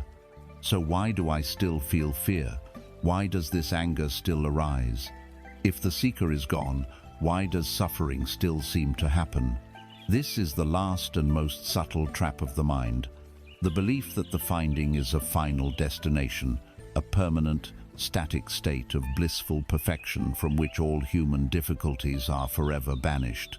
It is the final ghost of the destination mindset, and to see through it is to take the last step from understanding into true, embodied living. The mind, even a mind that has glimpsed its own illusory nature, is a creature of habit. Its deepest habit is the search for safety, and its idea of ultimate safety is a state of unchanging permanence. Having failed to find this permanence in the external world of achievements and possessions, it projects this desire onto the inner world. It fantasizes about a state called enlightenment or awakening as a kind of heavenly plateau, a celestial retirement from the messy business of being human. It imagines a state where one is forever calm, forever compassionate, forever untroubled by the storms of life. This fantasy becomes the new benchmark, the new standard against which we measure our experience. When a wave of fear arises, we judge ourselves. I am not there yet. I have failed. When a surge of irritation appears, we think, an enlightened person would not feel this. We turn our spiritual understanding into a new and more sophisticated form of self-criticism. We are still at war with our own experience, still rejecting certain aspects of our humanity, still believing that we are a problem to be solved. We have simply traded the goal of being a perfectly successful person for the goal of being a perfectly enlightened person. The cage has changed its shape, but it is still a cage. This creates the final conflict between the ideal of perfection and the reality of wholeness. Perfection is an idea of the mind. It is an edited version of reality, a state from which all unwanted elements have been removed. It demands the absence of flaws, the absence of difficulty, the absence of pain. Wholeness, on the other hand, is the nature of reality itself. Wholeness does not exclude, it includes. Wholeness is the vast, spacious awareness that can hold everything, the light and the dark, the joy and the sorrow, the peace and the chaos, without judgment and without resistance. The ego, even in its spiritual guise, seeks the sterility of perfection. It wants to live on the sanitized mountain peak, forever breathing the pure, thin air. The awakened soul learns to embrace the fertile, messy, vibrant reality of wholeness. It understands that the so-called negative emotions are not signs of failure. They are an integral part of the rich, complex, and beautiful tapestry of human existence. To be fully alive is to be willing to feel it all. The final resistance, the last subtle activity of the separate self, is this flinching away from the difficult parts of experience. It is the no to reality, the belief that this should not be happening. To live the finding is to dissolve this final no into a deep, unconditional, and courageous yes to life, exactly as it is. The core message, the culmination of our entire journey, is this: the finding is not a state you arrive at. The finding is the living itself. The purpose of all our practice, the stillness, the observation, the discipline, was not to achieve a static condition of permanent peace. It was to develop the capacity to meet every condition of our lives with an open, undefended, and compassionate heart. The ultimate metaphor for this is the dance. A great dancer does not dance in order to arrive at a single final pose on the stage. To be obsessed with the final pose would be to miss the entire point of the performance. The purpose of the dance is the dancing. It is found in every step, every turn, every leap, every moment of stillness. The meaning is in the movement. Life is this dance. Your enlightenment is not a final, frozen pose of perfection. Your enlightenment is the fluid, dynamic, and courageous act of dancing with life as it is. Sometimes the music is slow and melancholic, and your dance is one of grief. Sometimes the music is fast and joyful, and your dance is one of celebration. Sometimes the music is chaotic and dissonant, and your dance is one of navigating a challenge. To live as the finding is to stop judging the music. It is to stop wishing for a different song. It is to give yourself, fully and completely, to the dance of this moment, whatever its rhythm may be. Your life, in all its unpredictable, messy, beautiful, and painful glory, is the meditation. It is the spiritual practice. It is the destination you were always seeking. Therefore, the final practice is not a formal technique, but a fundamental shift in attitude that you carry into every moment of your day. It is the practice of meeting the moment as you move through your life, and as the endless variety of experiences arise, you let go of the habit of judging them as good or bad, as spiritual progress or spiritual failure. You release the need to compare your present experience to some idealized state of being. Instead, you meet each moment with a simple, open inquiry. The inquiry is not, "How can I fix this?" or "How can I get back to that peaceful state I once had?" The inquiry is, "What is this moment asking of me?" or "How can I bring the full capacity of my presence to this experience?" If a feeling of anxiety arises, the practice is not to try and get rid of it, but to meet it with the question, "How can I be the spacious, compassionate witness to this energy of fear?" If a difficult task presents itself at work, the practice is not to resist it, but to meet it with the question, "How can I engage with this challenge with focused, undefended action?" If a moment of unexpected joy appears, the practice is not to cling to it, but to meet it with the question, "How can I inhabit this feeling of delight fully and completely, without demanding that it stay forever?" This transforms your entire life from a problem to be solved into a continuous, unfolding conversation with reality. You are no longer trying to force the river into a channel of your own design. You are learning to listen to the river and to navigate its currents with wisdom, grace, and skill. You are no longer trying to control the dance. You are simply and profoundly responding to the music. The search began because we felt something was missing. We sought for peace, for meaning, for a sense of wholeness. We have journeyed inward and discovered that the peace we were seeking was the silence beneath our thoughts. The wholeness we craved was the awareness that holds our broken pieces, and the meaning we longed for was in the sacredness of our own attention. And now, at the end, we see that the search is over, not because we have found a final, static answer, but because we have realized that the entire dance of life is the answer. There is nowhere else to get to. There is no higher state to achieve. There is only this moment, this breath, this sensation, this challenge, this joy. This is it. This is the finding. So we stop striving for the perfect final pose. We take a deep breath, we relax our shoulders, and we give ourselves, with all our heart, with all our imperfections, with all our courage and our love, to the magnificent, unpredictable and sacred dance of simply being alive. And so, we arrive at the end, which is, of course, no end at all, but a return to the beginning with new eyes. Remember the glass of water filled with sand, the one we shook so frantically, hoping the agitation would somehow bring us clarity. Now, imagine that glass resting in your hands. You have put it down. You have allowed it to be still. The shaking has stopped. Look closely. The sand has not vanished. The fears, the memories, the conditioning, the old stories, they are all still there.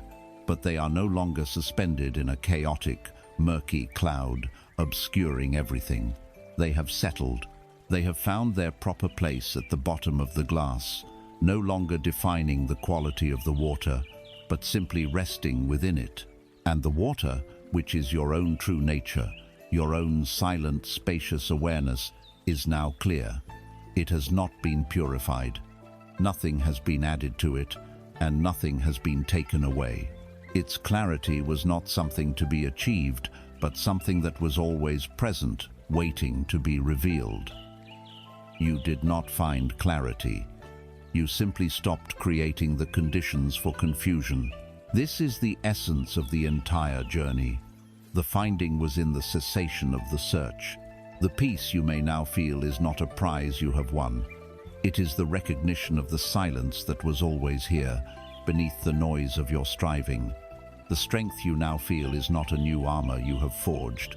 It is the discovery of the unshakable mountain that was always there, beneath the shifting weather of your feelings. You have not become someone new. You have simply, and with great courage, stripped away all the layers of who you were not, allowing the truth of who you have always been to finally breathe. You are not the fearful, searching self that began this journey. You are the silent, loving awareness that was patiently watching that self, waiting for it to come home. There is no final secret to be learned, no ultimate state to be permanently attained. There is only the continuous, unfolding moment, and our willingness to meet it with an open heart. Your life is not a problem to be solved, but a reality to be experienced. It is not a test to be passed, but a dance to be danced. Stop trying to find yourself as if you were a set of keys lost somewhere in the house. You were never lost. You were only looking in the wrong direction. The final invitation is the simplest and the most profound. Be yourself.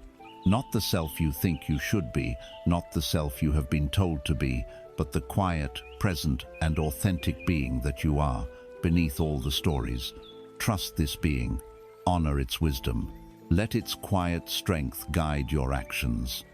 In a world that is shouting for you to become something more, the most radical and courageous act is to simply be.